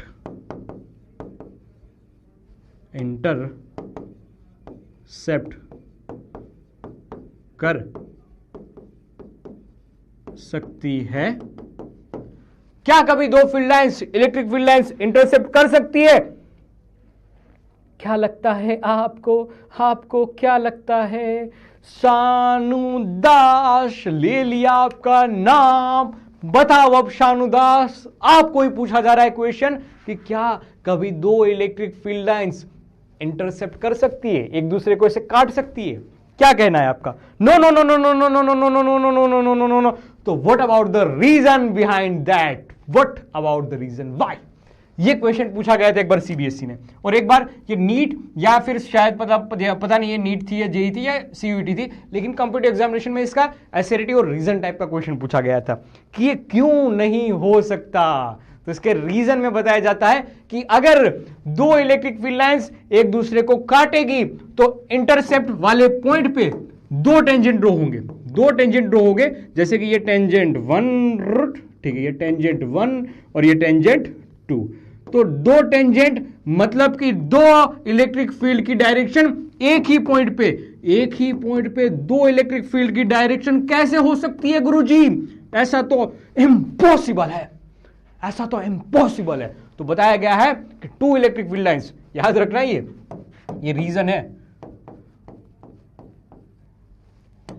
अरे अरे अरे ऐसा लिख देता हूं, आप समझ रहे हैं इस बात को, 2 मार्क्स में पूछा जा सकता है, ठीक है, क्वेश्चन के फॉर्म में, थ्योरेटिकल क्वेश्चन के फॉर्म में, कि two electric field lines never intersect because if they intersect there would be a two different direction of the electric field at that point which is impossible, understand? Okay comment box में बहुत सारों ने सही answer दिया है, बहुत सही, वाह भाई साहब, वाह कशिश, नेहा, बहुत बढ़िया। एक आगे की बात, क्या ये क्लोज लूप बना सकती है? ना जी ना, इलेक्ट्रिक फील्ड लाइंस कभी भी क्लोज लूप नहीं बनाती है। इसका एक एमसीक्यू पूछा गया था, ठीक है, मैं वापस जब मैग्नेटिक फील्ड पढ़ाऊंगा ना तब इसको रिवाइज करवाऊंगा। क्यों नहीं बना सकती? क्योंकि देख, अगर ये पॉजिटिव चार्ज है, तो यहां से इलेक्ट्रिक फील्ड लाइंस निकली है, देखना, इलेक्ट्रिक फील्ड लाइंस ये निकली। अब ये घूम फिर के वापस अगर क्लोज लूप बना लेगी तो पॉजिटिव चार्ज में टर्मिनेट नहीं हो जाएगी, ऐसा कभी थोड़ी हो सकता है। हमने पहले बताया कि नेगेटिव में टर्मिनेट होती है। कहां पर टर्मिनेट होती है? नेगेटिव में। तो लिखेंगे कि ये क्लोज्ड लूप नहीं बनाती है। Electric field lines closed loop नहीं बनाती है, क्लोज लूप नहीं बनाती है। क्या समझ पा रहे हो इसको? क्या आप ये घटना को समझ पा रहे हो? बहुत शानदार सी घटना है, ठीक है, इसको भी लिख लेना। 5 इंपॉर्टेंट प्रॉपर्टी के बारे में मैंने बताया है, 5। अब किसी ने पूछा था कि बताओ भाई यूनिफॉर्मली इलेक्ट्रिक फील्ड क्या होती है? तो एकदम स्ट्रेट, एकदम इक्विस्पेस्ड, पैरेलल होगी एक दूसरे से, उस टाइप की इलेक्ट्रिक फील्ड लाइंस को हम यूनिफॉर्म इलेक्ट्रिक फील्ड से रिप्रेजेंट करते हैं। क्या? यूनिफॉर्म इलेक्ट्रिक फील्ड को रिप्रेजेंट करने का तरीका है कि एकदम स्ट्रेट, इक्वी डिस्टेंस वाली, यूनिफॉर्मली स्पेस्ड, मतलब इक्वी डिस्टेंस, और पैरेलली होनी चाहिए इलेक्ट्रिक फील्ड लाइंस। ये देख, एग्जैक्ट पैरेलली है एक दूसरे से, और इक्वी स्पेस्ड, सभी के बीच का डिफरेंस देखो, डिस्टेंस देखो, सेम है। ठीक है, तो लिखा यह जाएगा यहां पर कि हर एक का magnitude same. E1 is equal to E2 is equal to E3। ये एक तरह से रिप्रेजेंट कर रही है किसको? यूनिफॉर्म इलेक्ट्रिक फील्ड को। बहुत शानदार बात। क्या आगे बढ़ाऊं बात? क्या इस घटना को मैं आगे बढ़ाऊं? ठीक है, 6 नंबर वाली प्रॉपर्टी। ठीक है, 3 मार्क्स में क्वेश्चन पूछा जाएगा तो आपको ये 6 की 6 प्रॉपर्टी रिप्रेजेंट करनी है। तो आपको ये 6 की 6 प्रॉपर्टी आपको रिप्रेजेंट करनी होगी, लिखनी होगी। 3 मार्क्स का क्वेश्चन बनेगा। देख, एक छोटी सी बात और मेरे दिमाग में आ रही है, क्या बताएं कि हम अगर है ना इनसाइड द कंडक्टर पूछे ना, ये मान लिया जाए हमारे पास कंडक्टर है। क्या है हमारे पास? कंडक्टर है। ठीक है, ये कंडक्टर मान ले हमारे पास है, ये कंडक्टर। तो कंडक्टर के लिए हमेशा याद रखना कि इनसाइड द कंडक्टर, यहां पर ही लिख दूं, inside the conductor electric field हमेशा 0 होती है। इलेक्ट्रिक फील्ड हमेशा इनसाइड द कंडक्टर 0 होती है। Inside the conductor electric field line हमेशा 0 होती है। और जब भी बात आउटसाइड की आए तो हमेशा इससे नॉर्मल होती है, हमेशा इस सरफेस से नॉर्मल होती है। याद रखना है, छोटी छोटी बातें लेकिन काम की बातें हैं, कि मैं आने वाले चैप्टर्स में भी बताऊंगा और बार बार बताऊंगा। तो कंडक्टर के लिए कहानी ये 6 नंबर वाली प्रॉपर्टी थी ना। हाँ, एक इंपॉर्टेंट प्रॉपर्टी 7 नंबर वाली, कि कंडक्टर के लिए किसके लिए कहानी है? ओनली एंड ओनली कंडक्टर के लिए कहानी है। मेटल को कंडक्टर कहा जा सकता है। कंडक्टर के लिए इनसाइड इलेक्ट्रिक फील्ड 0। और आउटसाइड की कहानी, सर आउटसाइड के लिए perpendicular, electric field lines is perpendicular to the surface. Electric field lines perpendicular to the conductor surface. काम की बात है, ये लिख लेना। इससे ऊपर से ना एक क्वेश्चन भी बताता हूं, देखना। इसके ऊपर से ना एक फटाफट क्वेश्चन भी बना देता हूं। मान ले अपने पास है ना एक सोप बबल है। ठीक है, अब हुआ ये कि इसके ऊपर हमने पॉजिटिव चार्ज रखा, इसके ऊपर हमने एक पॉजिटिव चार्ज रखा। तो अब इसकी इनिशियल रेडियस थी ना, वो r थी। अब बताओ इसकी रेडियस में बढ़ोतरी होगी, घटोतरी होगी, या क्या होगा? आफ्टर पॉजिटिव चार्ज हम प्लेस करेंगे इसके सेंटर पे, हम इसके सेंटर पे एक पॉजिटिव चार्ज रखना चाहेंगे। उसके बाद इसकी रेडियस है वो इंक्रीज करेगी, डिक्रीज करेगी, या अनचेंज होगी, या नो चेंज होगा, या नो चेंज। ये क्वेश्चन है। क्या आप कहना चाहोगे?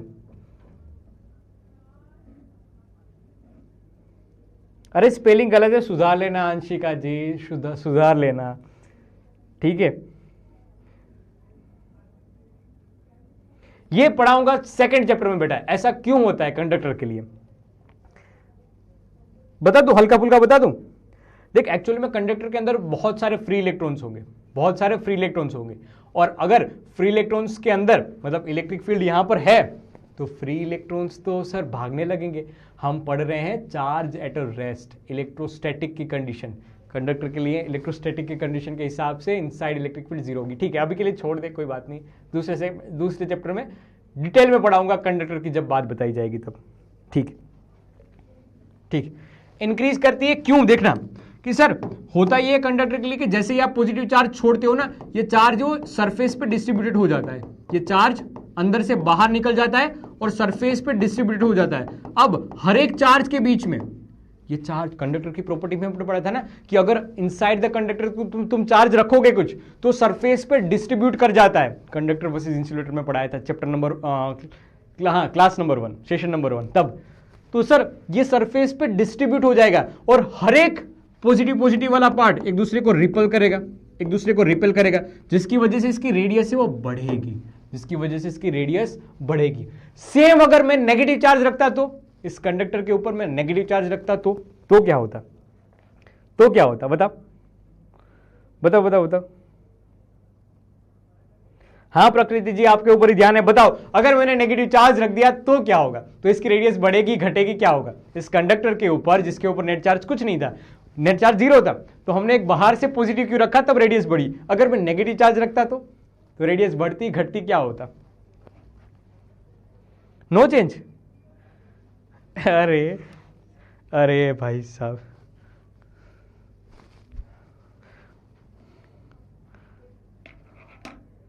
भाई एक काम कर दोगे अभिषेक भाई, एक है ना दिगराज सर के क्लास वो ऑफिस है ना, वहाँ पर दिगराज सर के ऑफिस में बंदूक पड़ी होगी बेटा, अभिषेक सर, ठीक है अभिषेक भाई, तो आप वो बंदूक लेके गोली के साथ लेके आना और मुझे मार दो भाई। भाई डिक्रीज कैसे करेगी, डिक्रीज कैसे करेगी, सुन सुन, ये कंडक्टर, अब आपने नेगेटिव चार्ज रखा है, अब आपने नेगेटिव चार्ज रखा है, नेगेटिव क्यों रखा है, तो हर सरफेस के हर एक पॉइंट पे negative negative negative charge distribute हो जाएगा। क्या ये नेगेटिव चार्ज एक दूसरे को रिपेल नहीं करेगा क्या, ये नेगेटिव चार्ज, अब देखो पलट दिया, अब देखो पलट लिया, अब इंक्रीज इंक्रीज इंक्रीज आने लगा, अब देख इंक्रीज इंक्रीज इंक्रीज आने लगा, और तो कोई एक अलग ही दुनिया में, no change, if it is increase if it is decrease, but for us no change, there will be no change.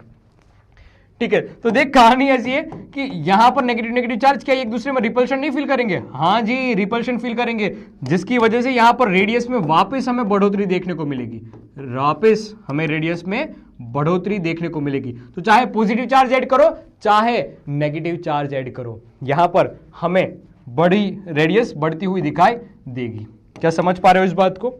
एक अच्छी इंपॉर्टेंट प्रॉपर्टी थी जो मैंने बता दी, हालांकि चैप्टर नंबर 2 में बताई जाती है, लेकिन आप कई बार क्वेश्चन सोल्व करोगे ना कॉम्पिटिटिव एग्जामिनेशन के, या फिर आप किसी यूईटी वाले या सीबीएसई वाले, तो आपको कहीं पे ये क्वेश्चन दिखेगा, इस वजह से मैंने पहले बता दिया। ठीक है, बहुत सही बहुत सही बहुत सही। हाँ दिगराज सर के पास बंदूक है ना बेटा, प्रांजू है ना, बंदूक है, चिकारा भाई है ना, चिकारा भाई के पास बंदूक नहीं होगी तो कहां होगी।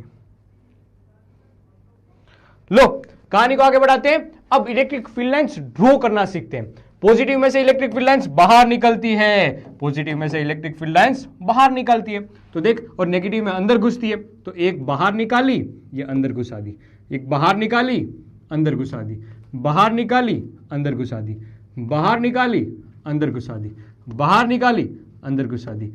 अब यहां से भी ऐसे बाहर निकली होगी, यहां से भी ऐसे अंदर घुसी होगी, यहां से भी ऐसे बाहर निकाली होगी, यहां से भी ऐसे अंदर घुसी होगी, ट्रुथ। ठीक है, एक ऐसे बाहर निकली होगी, एक यहां से अंदर घुसी होगी। हाँ हाँ हाँ हाँ, क्या ये क्या 3-3 बंदूक है उनके पास? ठीक है, तब भी उसको बाहर निकाल दिया जाएगा, तब उसका नेट चार्ज लिखा जाएगा। दिगराज सर तो बदमाश है कोई लिख रहा है शुभम शर्मा है अपने पास अरे कोई बात नहीं, ठीक है कोई बात नहीं बेटा फिजिक्स, लेकिन पहले यहां पर देखो, ठीक है धीरे धीरे सब कुछ पसंद आने, तुम्हारा ही डिसीजन था ना बेटा।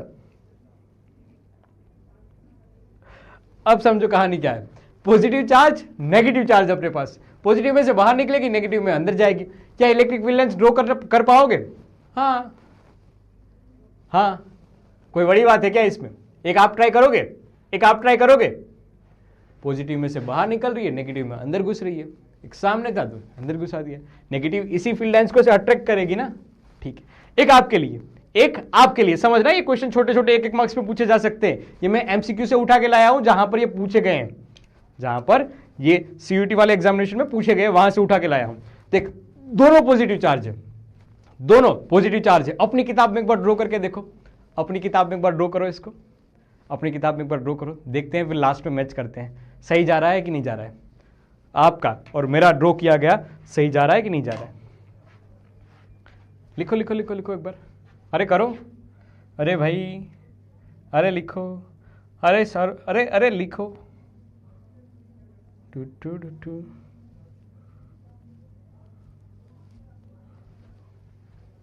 करो करो करो, ड्रॉ करो।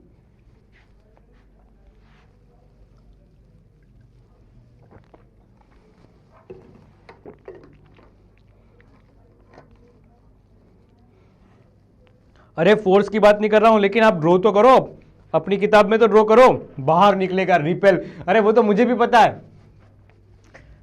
ड्रॉ तो करो। एक ऐसे बाहर निकलने वाले डायरेक्शन में, एक ऐसे बाहर निकलने वाले डायरेक्शन में, एक ऐसे बाहर निकलने वाले डायरेक्शन में, ऐसे बाहर निकलने वाले डायरेक्शन में, ऐसे बाहर निकलने वाले डायरेक्शन में, ऐसे बाहर निकलने वाले डायरेक्शन में, ऐसे बाहर निकलने वाले डायरेक्शन में। क्योंकि सर होगा ये कि यहां पर नेगेटिव था तो ये वाली फील्ड लाइंस को अट्रैक्ट कर रहा था, जैसे ये 3 फील्ड लाइंस तो यहां पर अट्रैक्ट कर रहा था और एक दूसरे में ही सिमट गए। यहां पर पॉजिटिव पॉजिटिव है तो रिपेल करेगा, जैसे कि यहां पर निकलने वाली इसकी फील्ड लाइंस ऐसी थी लेकिन बाहर ऐसे भाग गई, जैसे कि यहां पर फील्ड लाइंस ऐसे जाने वाली थी लेकिन ऐसे बाहर भाग गई। इसकी निकलने वाली फील्ड लाइंस कुछ ऐसे जाएगी, हाँ यहां पर बाहर निकलने वाली फील्ड लाइंस कुछ ऐसे भाग जाएगी, वापस कुछ ऐसे, कुछ ऐसे, कुछ ऐसे। हाँ क्या समझ पा रहे हो? क्या समझ पा रहे हो इसको? क्या इस बात को समझ पा रहे हो आप कि नहीं समझ पा रहे हो? रिपेल करेगी, रिपेल करेगी, हाँ आउटसाइड है और एक दूसरे को ऐसे रिपेल करेगी, एक दूसरे को ऐसे रिपेल करेगी तो इलेक्ट्रिक फील्ड लाइंस दूर दूर भागेगी। तन्नू जी किसी को मैं इग्नोर नहीं कर रहा हूं, ठीक है। क्यूट बॉय ने अपने नंबर दे दिए, ध्यान से देख लेना बेटा उसको, ठीक है। करेक्ट है, करेक्ट है अर्चना जी, करेक्ट है, ठीक है। सेम आया डेरिवेशन बिटवीन। एक और क्वेश्चन पूछ लूं, एक और क्वेश्चन शानदार सा दिमाग में आ रहा है। अगर दो चार्ज पार्टिकल है, दोनों का मैग्नीट्यूड क्यू क्यू है, दोनों का मैग्नीट्यूड अगर क्यू क्यू है तो बताओ इलेक्ट्रिक फील्ड जीरो कहां पर होगी? इलेक्ट्रिक फील्ड जीरो कहां पर होगी? Where is the place where electric field should be zero? Total distance, this distance is equal to मान लिया जाए r। क्वेश्चन ये है, find point P, find position, find location where electric field becomes zero। बता बता बता बता बता एग्जैक्ट सेंटर पे, करेक्ट करेक्ट करेक्ट, बीच में, बीच में। बहुत दिव्य ज्योति, बहुत सारे बच्चों ने सही आंसर दिया, एग्जैक्ट सेंटर पे, एग्जैक्ट सेंटर पे sir electric field line zero हो जाएगी। ये डिस्टेंस r/2, ये डिस्टेंस r/2, ये डिस्टेंस r/2। ये पॉजिटिव क्यों ऐसे धक्का देगा, ये वाला पॉजिटिव ऐसे धक्का देगा, ठीक है, ये ऐसे धक्का देगा तो हमने मान लिया कि यहां पर 0 0 होगा। अब देख मैं गिनने का एक तरीका सिखाता हूं। यहां पर तो हमें पता चल गया कि सेंटर पे 0 होगी, एग्जैक्ट सेंटर पे इलेक्ट्रिक फील्ड 0 होगी, ये हमें पता चल गया। लेकिन मैं ना इसको फाइंड करने का एक तरीका बताता हूं, एक मेथड बताता हूं कि कैसे फाइंड किया जा सकता है। जैसे कि ये मान लिया जाए एक कैपिटल Q और ये दूसरा 4Q, ये 4Q, ठीक है। ये दो चार्ज पार्टिकल है अपने पास, दोनों के बीच का डिस्टेंस r है, दोनों के बीच का डिस्टेंस r है। Find the location where, find location where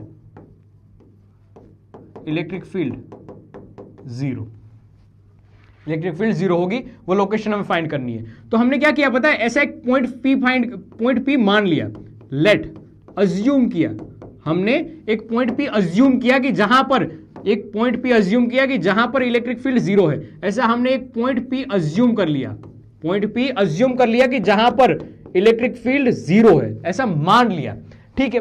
कितना डिस्टेंस पे माना सर? Q की वजह से x डिस्टेंस पे, Q से x डिस्टेंस पे, और ये 4Q से डिस्टेंस कितना होगा इसका? फिर 4Q से इसका डिस्टेंस कितना होगा सर? टोटल r है, टोटल r है, तो ये 4Q से डिस्टेंस लिखा जाएगा r माइनस x लिखा जाएगा। अब देख ये P पॉइंट पे जो इलेक्ट्रिक फील्ड होगी वो दोनों की वजह से होगी ना भाई। P पॉइंट पे जो इलेक्ट्रिक फील्ड होगी, ये 4Q वाला ऐसे धक्का देगा और ये छोटा वाला Q है वो ऐसे धक्का देगा, छोटा वाला Q है वो ऐसे धक्का देगा, तो इस डायरेक्शन में धक्का देगा। अब ये अगर दोनों इक्वल इक्वल हुई तभी तो यहां पर P पॉइंट पे इलेक्ट्रिक फील्ड जीरो होगी, तभी तो P पॉइंट पे इलेक्ट्रिक फील्ड जीरो होगी। 4Q वाले ने ऐसे धक्का दिया और सर ये छोटे वाले Q ने ऐसे धक्का दिया, तो बताओ कब लिखी जाएगी ये जीरो? कब लिखी जाएगी ये जीरो? कब लिखी जाएगी? जब छोटा वाला और बड़ा वाले, मतलब 4Q और बड़े, ये 4Q और ये छोटा वाला Q एक दूसरे की इलेक्ट्रिक फील्ड लाइन के अपोजिट और काट देंगे एक दूसरे की इलेक्ट्रिक फील्ड को, तभी P पॉइंट पे लिखा जाएगा इलेक्ट्रिक फील्ड जीरो। तो लिखा जा सकता है EQ और E4Q दोनों की वजह से लगने वाली electric field same in magnitude and opposite in direction होगी। अपोजिट डायरेक्शन तो समझ में आ रही थी, मैग्नीट्यूड की कहानी समझ में नहीं आ रही थी, तो वो भी हमने लिख ली यहां पर, ठीक है। अब ये कहानी होनी चाहिए थी। अब देखना EQ sir capital K Q Q से कितने डिस्टेंस पे, एक्स स्क्वायर, बड़ा वाला Q के 4Q, डिस्टेंस कितना है R माइनस एक्स और उसका होल स्क्वायर, क्या ये के क्यू एक दूसरे को मार देंगे, जी हाँ, के क्यू अब थोड़ा सा कैलकुलेशन वाला पार्ट, तो के क्यू मार देंगे, ये 1/x², यहां पर बन जाएगा 4 R माइनस एक्स और उसका होल स्क्वायर। सभी जगह से हम क्या कर दे, रूट ले ले, 1 का रूट 1, x² का रूट x, 4 का रूट 2, R माइनस एक्स का होल स्क्वायर, उसका रूट R माइनस एक्स। ऊपर गया, थोड़ी सी कैलकुलेशन मेरे साथ साथ करना तभी समझ में आएगा। R माइनस एक्स ऊपर गया 2x, x इस तरफ आया, ये बन गया 3x और ये R, x की वैल्यू है R/3। कोई कैलकुलेशन में मिस्टेक हो तो मुझे बता देना, कोई कैलकुलेशन में कोई मिस्टेक आपको दिख रही हो तो बता दिया जाए मुझे। क्या अभिषेक भाई आपको कोई मिस्टेक दिख रही है इसमें? नहीं, अरे वाह, थैंक यू भाई। तो हमें यह पता चलेगा कि इलेक्ट्रिक फील्ड जीरो कहां पर होगी सर, पॉजिटिव क्यू से, इस छोटे वाले, एक छोटा वाला क्यू है ना ये, उससे R/3 डिस्टेंस पे, और 4Q से निकालना है तो R माइनस एक्स डिस्टेंस से। क्या समझ में आ रही है? इसको है ना नल पॉइंट कहा करते हैं, null point where electric field is zero. अगर डिस्टेंस निकाला जाए R from Q is equal to R/3, और अगर R फ्रॉम 4Q तो हो जाएगा R minus x, so it's a R minus R/3, so it's a 2 R/3, that's the answer। लो, ये तुम्हारे लिए आंसर हो गया, एक मेथड हो गई प्रॉपर मेथड हो गई। क्या आपको ये बातें समझ में आ रही है? यहां पर सर सेंटर ही नल पॉइंट बना हुआ था, यहां पर तो सर ये सेंटर ही नल पॉइंट बना हुआ था, ठीक है। दूसरे वाले क्वेश्चन में हमें प्रॉपरली गिनना पड़ा है कि क्या होगा दूसरे वाले क्वेश्चन में। क्या समझ पा रहे हो? रेहान जी आपका नाम ले लिया, खुशियां मनाओ, मौज करो। निशांत अग्रवाल ये कौन है? Arnav, hi girls.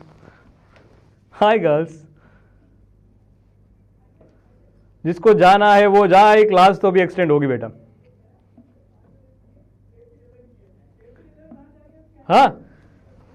हाँ ठीक है, थोड़ा तो खेल बनता है, थोड़ा तो खेलना बनता है। मीन पोजीशन अलग होती है बेटा, मैं कभी समझाऊंगा मीन पोजीशन पे भी अलग लिखा जा सकता है।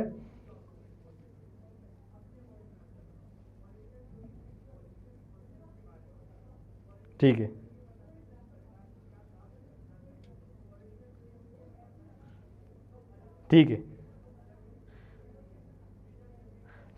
लो कहानी को आगे बढ़ाते हैं। एक और क्वेश्चन अपने पास, calculate the electric field need to balance on oil drop carrying 10 electrons when located between the plates capacitor.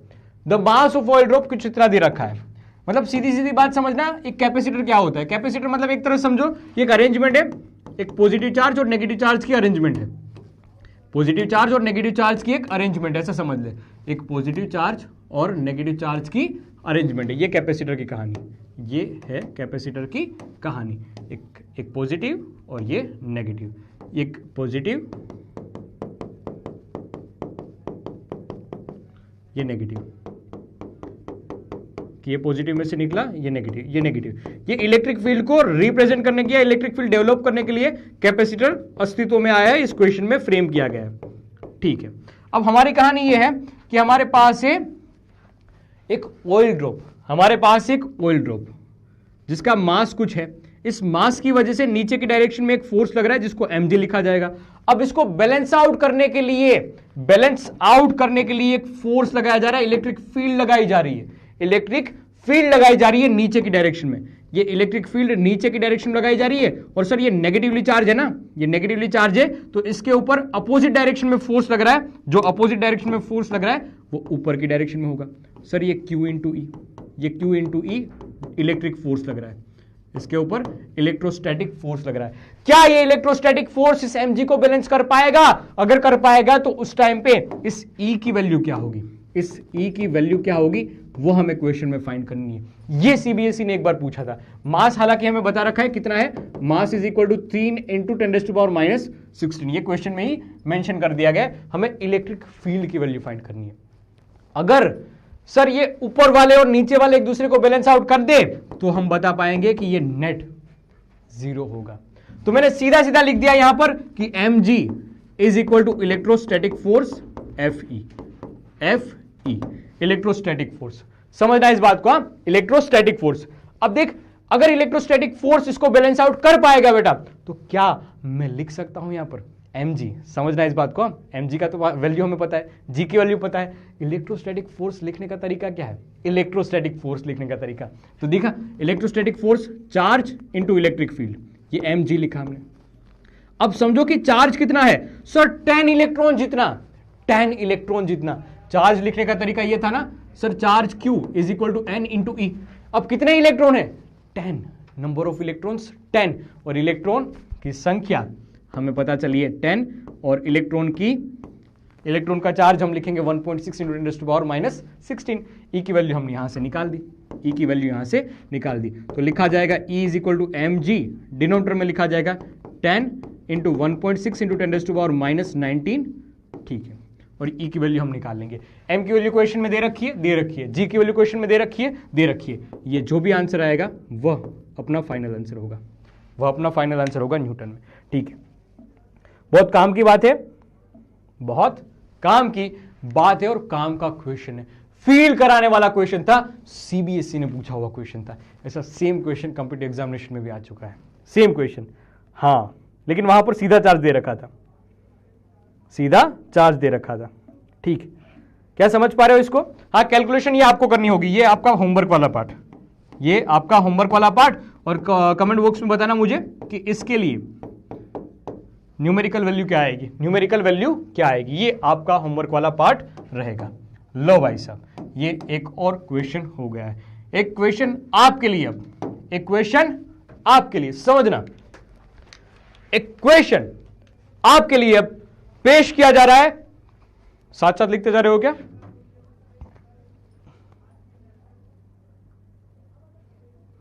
Thank you स्मृति शर्मा जी। ठीक है, अप्रोक्सीमेटली 2.1 निहारिका जी ने आंसर दिया है। एक बार कोई वेरीफाई कर लेना सही जा रहा है कि नहीं जा रहा है।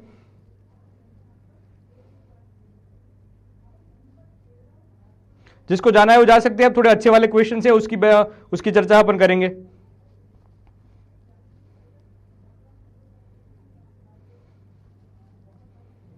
(300/) जी की वैल्यू 10, जी की वैल्यू 10। अक्षरा जी, जी की वैल्यू आएगी 10। ठीक है, डाउट क्लास चैप्टर के बाद। हाँ, force Q, F is equal to Q E कैसे हुआ भाई? भाई यार एक बंदूक लेके आओ यार, मार ही डालो मुझे, मार ही डालो, मार ही डालो यार, मार ही डालो यार। यार मैंने शुरुआत वहां से की थी, F is equal to Q into E. मार डालो भाई, मार डालो, अरे मार डालो यार, एक बार में मार डालना भाई, तड़पा तड़पा के नहीं। आओ यार मिलवाते हैं अपन। अरे आओ भाई, आओ भाई। भाई ये चाणक्य जी है, चाणक्य जी, सिद्धार्थ सर, पॉलिटिकल साइंस। उड़ा दे सर को। अरे ये तो बोलेंगे कि उड़ा दो यार, कब से बोल रहे हैं एंड करो, एंड करो, एंड करो। पढ़ना है कि नहीं पढ़ना है? तुम 12वीं में आ गए हो, पढ़ते लिखते नहीं हो, कैसे तुम्हारा पेपर निकलेगा? हाँ, पढ़ना है बेटा अपने को, ठीक है बेटा। इनकी एक बहुत फेमस लाइन है, चाणक्य नीति से राजनीति तक तुम्हें जो चाहिए सब कुछ है मेरे पास, लेकिन हमें कुछ नहीं चाहिए।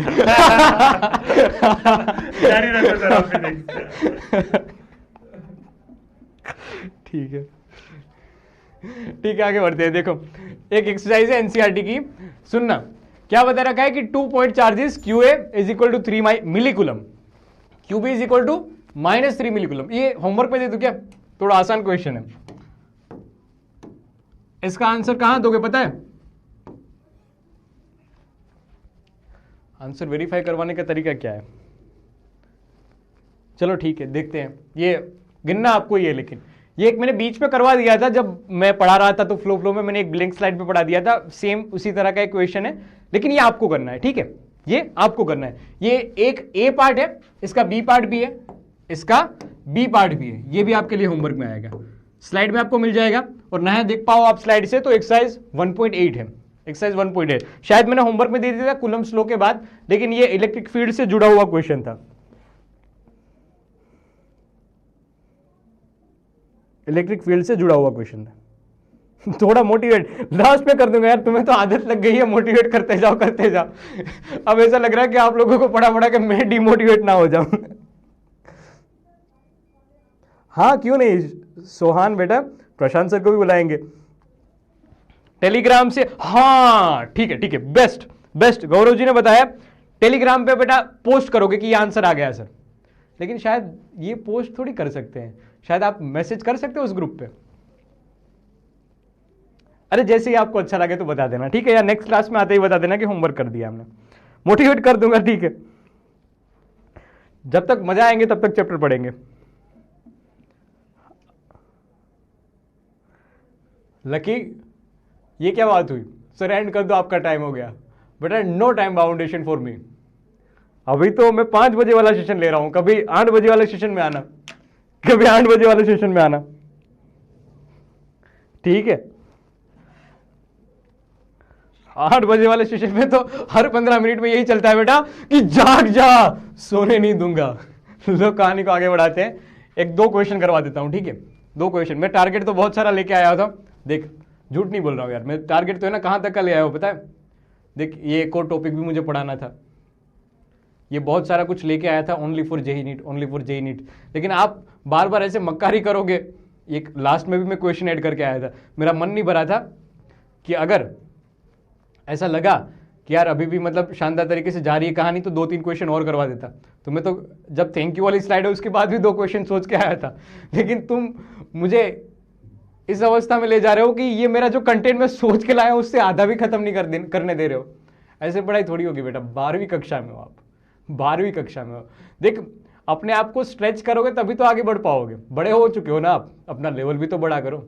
अब 1 घंटे की क्लासेस के लिए नहीं बने हो आप। हाँ मैं मानता हूं कि 2 घंटे 2.5 घंटे से ज्यादा फोकस नहीं होता है, लेकिन 2 घंटे तक पहुंचो तो सही। आप तो 1 घंटे में भी अगर 3 मिनट की देरी होती तब से सर एंड कर दो सर, ऊपर से जा रहा है सर, लेवल खत्म हो गया हमारा, बहुत खत्म सर। हाँ ये बात हुई। बायो की क्लास आज थोड़ी है बेटा, और वो भी 8 बजे है ना मेरे ख्याल से। हाँ ये हुई ना राज, ये हुई असली वाली बात, एंड मत करो। हाँ जिसको जाना है वो जाओ, हम कहाँ रोक रहे हैं। ऑनलाइन का यही तो फायदा है, ऑफलाइन में मेरे सामने बैठे होते तो मैं एक झापड़ लगा के बैठा देता आपको, थप्पड़ लगा के। ऑनलाइन है तो बंद करके चले जाओ बेटा, जो पढ़ रहा है वो तो मेरे साथ आगे बढ़ रहा है। तुम्हारे पीछे छूटने का रीजन आप खुद बताओगे, ठीक है। Thank you Shivam ji, cute boy भी बोल रहा है अब तो बेटा पढ़ा दो, मतलब सर पढ़ा दो, ठीक है ज्यादा बटन नहीं दूंगा, बस मैं मतलब जो क्वेश्चंस करवाना चाहता हूं वही करवा के फिर खत्म कर दूंगा, ठीक है। हाँ वरना टॉपिक तो बहुत सारे सोच के लाया था, उसमें से कुछ होमवर्क में दूंगा, कुछ मैं खुद आपको करवाऊंगा अगले आने वाले सेशन में, या फिर एक प्रैक्टिस सेशन भी लगेंगे कि जिसमें मैंने सोचे हुए सारे क्वेश्चन है वो जो नहीं करवा पाया, या फिर कुछ अच्छे वाले क्वेश्चन थे कि जो और करवाए जा सकते हैं अच्छे वाले स्टूडेंट्स को। अच्छे वाले स्टूडेंट मतलब आप सभी आते हो इसमें, ठीक है। मैं कोई बाइफरग्रेट नहीं कर रहा हूं कि अच्छे वाले स्टूडेंट्स वो होते हैं, टॉपर स्टूडेंट्स अलग होते हैं, एवरेज अलग होते हैं, नहीं। अभी हम सब एक लेवल पे हैं, आपकी क्षमता डिसाइड करेगी कि आप किस कैटेगरी में आते हो, ठीक है। देख 2-3 क्वेश्चन और कर लेते हैं। 2 point charges positive Q negative 2 Q are placed at a vertices B and C. मतलब यहां पर बी और सी पे, ये बी और सी पे मतलब पॉजिटिव चार्ज रखा हुआ पॉजिटिव क्यू, और यहां पर नेगेटिव में 2 क्यू, नेगेटिव में रखा हुआ है 2 क्यू, ये नेगेटिव में 2 क्यू, ठीक है। और क्या बात बता रखी है कि ट्रायंगुलर एबीसीडी दे रखा है, obtain the expression for the magnitude and the direction of a resultant electric field A point पे। ए पॉइंट के लिए हमें इलेक्ट्रिक फील्ड का मैग्नीट्यूड भी फाइंड करना है, और तो और हमें उसकी डायरेक्शन भी फाइंड करनी है। बहुत सिंपल तरीके से बताऊंगा, बहुत शानदार क्वेश्चन है। एक बार एनसीईआरटी का भले क्वेश्चन है, आप है ना कभी भी सर्च करना सीबीएसई, शायद मुझे याद है तब तक 2018 में ये क्वेश्चन आया था, 2018 में ये क्वेश्चन आया था, देखना समझना। एक पॉजिटिव चार्ज की वजह से जो फील्ड होगी वो इसको धक्का देने वाली डायरेक्शन में आएगी, वो इसको धक्का देने वाली डायरेक्शन में आएगी। देख फिजिक्स क्वेश्चन से ही आसान बनती है। तुम जिस क्वेश्चन से डर रहे हो ना, मैं ऐसे क्वेश्चंस को ऐसे क्लास में ही मात दे दूंगा।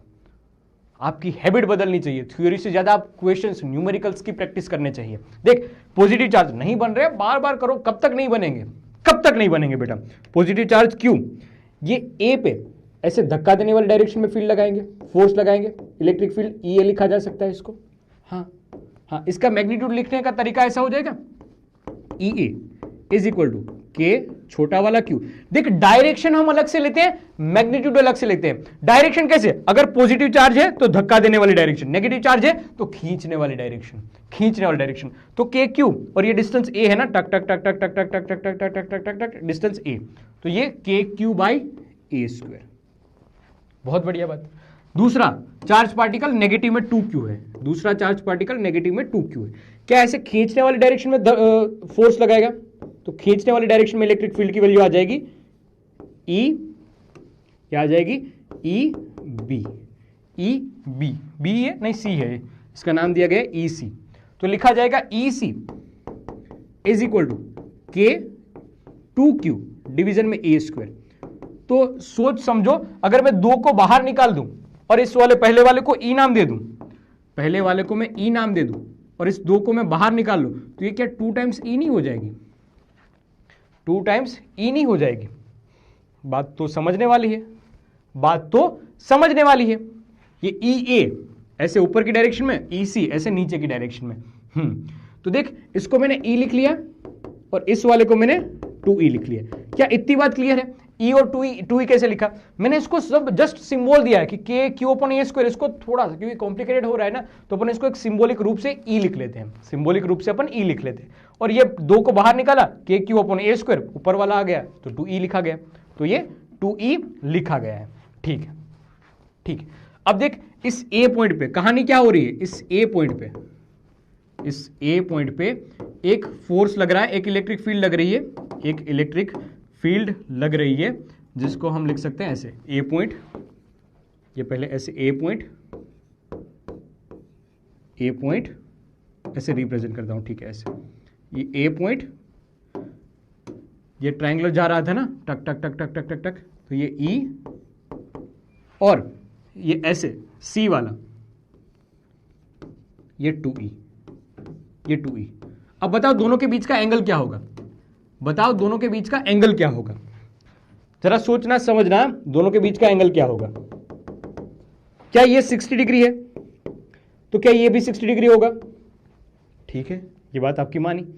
अगर ये z बन रहा है तो ये 60 डिग्री है तो ये वाला भी 60 डिग्री होगा। इन शॉर्ट इन दोनों के बीच का एंगल हो जाएगा 120 डिग्री, 120 डिग्री, 120 डिग्री दोनों के बीच का एंगल हो जाएगा। ये ट्रायंगल था, ये कुछ ट्रायंगल जा रहा था, 120 डिग्री दोनों के बीच का एंगल हो जाएगा। क्या ये बात समझ में आई आपको? क्या यहां तक की बात आपको समझ में आई?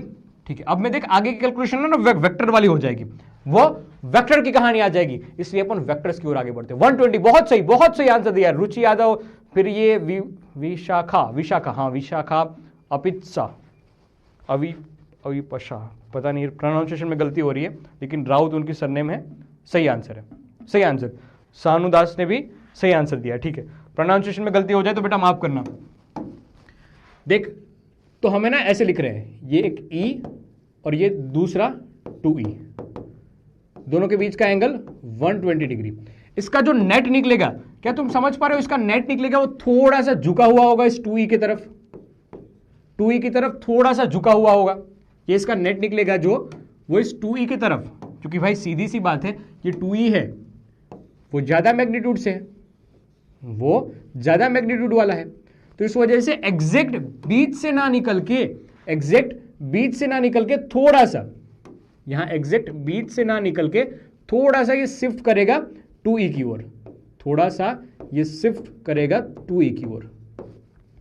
तो अब इसका नेट एंगल कितना बनाएगा और नेट इलेक्ट्रिक फील्ड कितनी होगी, वो दोनों अपन लिखते हैं, तो लिखने का तरीका यही था ना, ई नेट ऐसे लिखा करते थे, तुम्हें याद हो तो, ऐसे ए या फिर ऐसे ए फिर ये बी, दोनों के बीच का एंगल थीटा, तो ऐसे रिजल्टेंट आर लिखने का तरीका वापस याद दिला रहा हूं, देखना रिजल्टेंट आर लिखने का तरीका, R square is equal to A square plus B square plus 2ab cos theta, दोनों के बीच का एंगल कोस थीटा।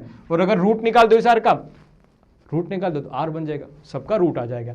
अब देख ये एंगल कितना बनाया, tan अल्फा, जिससे एंगल ले रहे हो ना उसके दूसरे वाला part tan alpha is equal to B sine theta, दूसरे वाले का लेना है, जिससे एंगल मेजर कर रहे हो उससे दूसरे वाले का लेना है, तो tan alpha is equal to B sine theta plus करके लिखा जाएगा a plus B cos theta. क्या आप ये बात समझ पा रहे हो? ये फॉर्मूला मैंने लिखवाया था, वेक्टर्स याद दिलवा रहा हूं। क्या याद दिलवा रहा हूं? वेक्टर्स, काम का कॉन्सेप्ट है एक, वेक्टर्स। तो उसी के बेसिस पे क्वेश्चन सोल्व किए जाते हैं। देख तो पहले तो अपन आर स्क्वायर यानी कि नेट इलेक्ट्रिक फील्ड का मैग्नीट्यूड निकाल रहे हैं, नेट इलेक्ट्रिक फील्ड का मैग्नीट्यूड निकाल रहे हैं। तो E net is equal to under root में लिख लिया, अंडर रूट में लिख लिया मतलब ई स्क्वायर प्लस 2e का होल स्क्वायर प्लस करके 2e कोस 120 डिग्री, कोस 120 डिग्री। ये शायद ज़्यादा ही खिचड़ा हो रहा है, यहाँ पर नीचे लिखता हूँ, यहाँ पर नीचे लिखता हूँ। देखना ई नेट का square is equal to E square plus 2e का होल स्क्वायर प्लस करके हाँ 2 टाइम्स a यानी e, b यानी 2e और कोस 120 डिग्री। अब थोड़ा सा है ना मैं रिवाइज करवाता हूं कि कोस 120 डिग्री की वैल्यू क्या होती है, tan 120 डिग्री की वैल्यू क्या होती है, tan की तो जरूरत नहीं है, कोस की लिखते हैं पहले। कोस 120 की वैल्यू क्या होती है, कोस 120। अगर याद नहीं है तो मैथ्स वाले बच्चे देखना, सोचना, समझना, क्या आपको याद है? ऐसे लिखते हैं, लिखा करते थे कोस 180 माइनस कोस 180 माइनस करके लिखा करते थे यहां पर 60 डिग्री। ठीक है, तो ये आया करता था √3/2, √3/2 साइन हो जाएगा ना, हाँ कोस 120 आ जाएगा माइनस में 1/2। क्या सही है? कोस 120, हाँ ठीक है, ठीक है, कोस 120 minus 1/2, correct correct correct correct correct. ठीक है, लास्ट क्वेश्चन है बेटे, कोस 120 डिग्री इज इक्वल टू होता है माइनस में 1/2।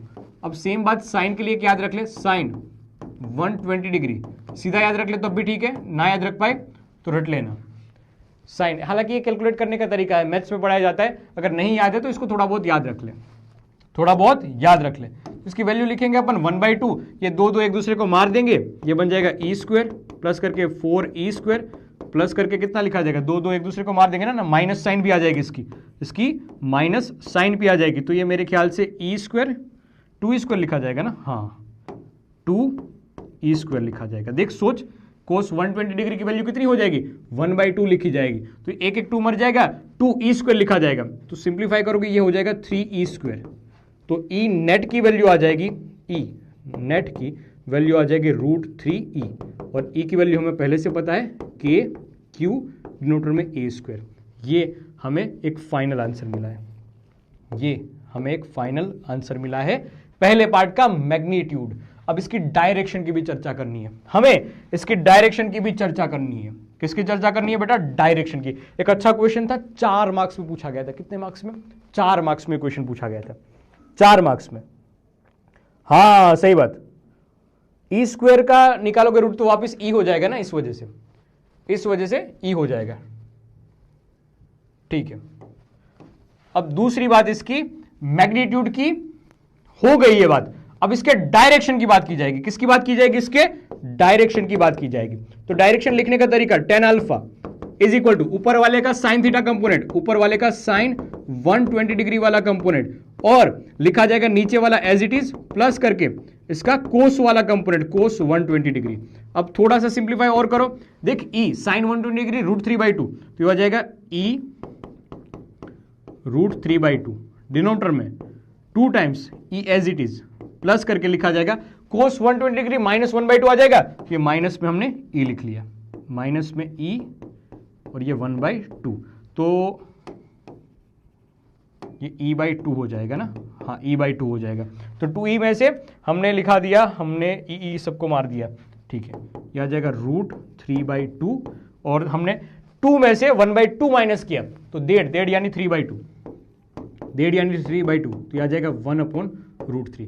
1/√3 tan अल्फा में कब आता है? थोड़ी सी कैलकुलेशन में फास्ट कर रहा हूं, आप भी सोचना समझना ये कब होगा, जब आप प्रैक्टिस करोगे, जब आप प्रैक्टिस करोगे खुद से। तो ये आपका फाइनल आंसर होगा कहां से? From AC। ये किसकी डायरेक्शन थी? ये किसकी डायरेक्शन थी? ये डायरेक्शन थी इस वाले की, इस वाले की। तो with respect to AC, with respect to AC। तो जो आपको फाइनल आंसर मिलेगा वो नेट फील्ड तो हमें मिल गई कि √3 KQ/A², लेकिन जो नेट इलेक्ट्रिक फील्ड मिलेगी वो इस AC से कितनी डायरेक्शन, कितने एंगल पे होगी? 30 डिग्री पे होगी, 30 डिग्री पे होगी ये नेट इलेक्ट्रिक फील्ड। ये नेट इलेक्ट्रिक फील्ड वो लिखना जरूरी है, वो डायरेक्शन के साथ बेटा लिखना जरूरी है। क्या समझ पाए हो आप? क्या आप ये शानदार क्वेश्चन समझ पाए हो? स्टार वाला क्वेश्चन था, लेवल अप करने वाला क्वेश्चन था, हर किसी के बस की बात नहीं ये क्वेश्चन करना। आगे जब भी इसको लिखो स्टार कर देना, खुद से स्टार कर देना। 3 से 4 मार्क्स में क्वेश्चन पूछा गया है, 3 से 4 मार्क्स में ये क्वेश्चन पूछा गया है। एक बार अच्छे से इसको लिख लो, समझ लो, सोचो, कोई भी आपत्ति लग रही है वापस एक बार देखना, ठीक है? इस क्वेश्चन को 30 सेकंड के लिए खुद से देखना, सोचना, क्या मैंने किया है यहां पर, मैंने यहां पर क्या किया है वो हर एक चीज समझना, क्योंकि ये चीज रिलेटेबल है वेक्टर्स से। अगर आपकी वेक्टर्स वाला पार्ट स्ट्रॉन्ग नहीं है तो थोड़ी सी मुश्किल इसमें आएगी, लेकिन इसीलिए मैंने पहले रिवाइज करवाया है, कैसे एंगल निकाला जाएगा, कैसे इसका रिजल्ट निकाला जाएगा, दोनों बात रिवाइज करवाइए। फिर मैग्नीट्यूड की बात की, दूसरे वाले पार्ट में मैंने एंगल की बात की, दूसरे वाले पार्ट में मैंने एंगल की बात की, ठीक है? आ गया आंसर? बहुत सही, बहुत सही, आ गया आंसर, बहुत सही। अब देख, हल्के फुल्के क्वेश्चंस होंगे जो आपको मैं होमवर्क पे दूंगा। एनसीईआरटी का एक और क्वेश्चन है, खुद से कोशिश करना, वो अपन वापस गिनेंगे ही गिनेंगे, खुद से इसको कोशिश करना। अगर बन जाए तो बहुत बढ़िया बात है, नहीं बनेगा तो अपन वापस करेंगे इस क्वेश्चन में, चिंता वाली बात नहीं है। बाकी जो बच रहा टॉपिक है नेक्स्ट सेशन में वापस पढ़ेंगे। बेटा याद रख, अगर क्वेश्चंस नहीं बन रहे हैं तो या तो हो सकता है कि आप क्लास में अच्छे से समझ नहीं पा रहे हो, या फिर घर पे जाके अच्छे से रिवाइज नहीं कर रहे हो, जो कंसेप्ट वाला पार्ट है वही नहीं समझ रहे हो, सिर्फ रट्टाफिकेशन कर रहे हो। अगर ये कर रहे हो तो क्वेश्चंस कभी नहीं बनेंगे। मतलब अगर सिर्फ आप ये मानसिकता से आगे बढ़ रहे हो कि सिर्फ हमने तो फॉर्मूला याद रख लिया उससे क्वेश्चन बन जाएगा, नहीं बेटा, डायरेक्शन की भी बात आएगी। और इस चैप्टर की खास बात यही होगी कि डायरेक्शन मैटर करती है। आप कितना भी तेज भाग लो जीवन में, लेकिन अगर राइट डायरेक्शन में नहीं भागोगे तो कभी लक्ष्य की ओर नहीं पहुंच पाओगे। तो डायरेक्शन मैटर करती है आपके जीवन में भी और इस चैप्टर में भी, इसलिए वेक्टर्स में बार बार बोल रहा हूं कि इंपॉर्टेंट है, डायरेक्शन का महत्व है यहां पर। तो हो सकता है कि वो कुछ बेसिक से कंसेप्ट आपके वीक हो जिसकी वजह से ये आपत्ति आ सकती हो, लेकिन मैं आपको वापस बता रहा हूं, अगर क्लास में भी बड़े अच्छे तरीके से ध्यान दोगे, अगर नहीं समझ में आ रहा है वापस एक बार वापस आराम से देख लिया, क्योंकि मुझे पता है कि मैं हर एक चीज कवर करके जा रहा हूं, हर एक पॉइंट कवर करके जा रहा हूं, और जो छूट भी रहा होगा तो इतने लेवल के क्वेश्चंस करवा रहा हूं, इतने वापस क्वेश्चन कर रहा हूं, घुमा घुमा के वापस क्वेश्चंस करवा रहा हूं कि वो पॉइंट क्लियर हो ही जाएगा।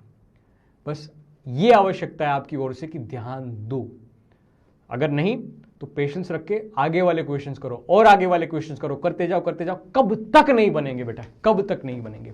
जब तक आप अपनी ओर से हार नहीं मानोगे, जब तक आप अपनी ओर से हार नहीं मानोगे। समझ पा रहे हो मेरी बात को बेटा? और क्वेश्चंस करते जाओगे तभी फिजिक्स आसान बनती जाएगी। मैं बार बार इस क्वेश्चन में, मतलब आज क्लास की शुरुआत भी मैंने इसी लाइन से की है, a place where the physics stop being scary.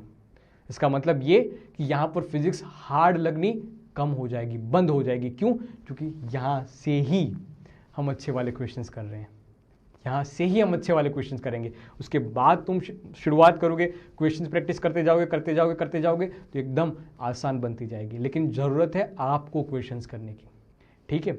मैंने आपको पहले भी बताया, वापस बता रहा हूं ये बात कि जब तक, कब तक नहीं होंगे क्वेश्चंस बेटा, कब तक नहीं होंगे? जब तक आप हार नहीं मान लोगे। और फिजिक्स के न्यूमेरिकल्स लगाना कंसेप्चुअल बात होती है, सिर्फ फॉर्मूले बेसिस के क्वेश्चंस नहीं होते यहाँ पर, ठीक है? तो हार्ड तो है लेकिन अपन उसको आसान बनाएंगे, और इतना भी हार्ड नहीं है कि जितनी मानसिकता अपने सर में, अपने दिमाग में बना ली है कि बहुत हार्ड है बहुत हार्ड है। नहीं, हवाबाजी है भाई, हवाबाजी है। हार्ड उनके लिए जो रट्टा करके आगे बढ़ रहे हैं। अगर अब तक आप पढ़ भी रहे थे ऐसे, मुझे कोई आपत्ति नहीं है, लेकिन आज से, अभी से, इस चैप्टर से, इस बेच से, इस क्लासेस से शुरुआत कर दो ढंग से पढ़ने की, कॉन्सेप्चुअल तरीके से पढ़ने की, और कभी हार मत मानो बेटा, ठीक है। अच्छी चीज़ है वो टाइम लेती है, नहीं अशोक भाई? तो बात बताई जाएगी कि जो आज के क्लास में पढ़ाया है उसको रिवाइज करो, क्वेश्चंस अच्छे से करो, न्यूमेरिकल्स करो और सेशन को एंजॉय करो। अगर अच्छा लगा तो कमेंट बॉक्स में प्यार बसा देना। और ये होमवर्क के क्वेश्चंस भी आ गए क्या? 2 क्वेश्चंस आपके लिए होमवर्क में आ जाएंगे शायद, हाँ पीपीटी में आ जाएंगे। बाकी नया वाला टॉपिक है वो अपन नए छोर से करेंगे। यहाँ तक रखते हैं, इसका सॉल्यूशन भी बता रहा है तो आप वेरीफाई कर लेना, ठीक है।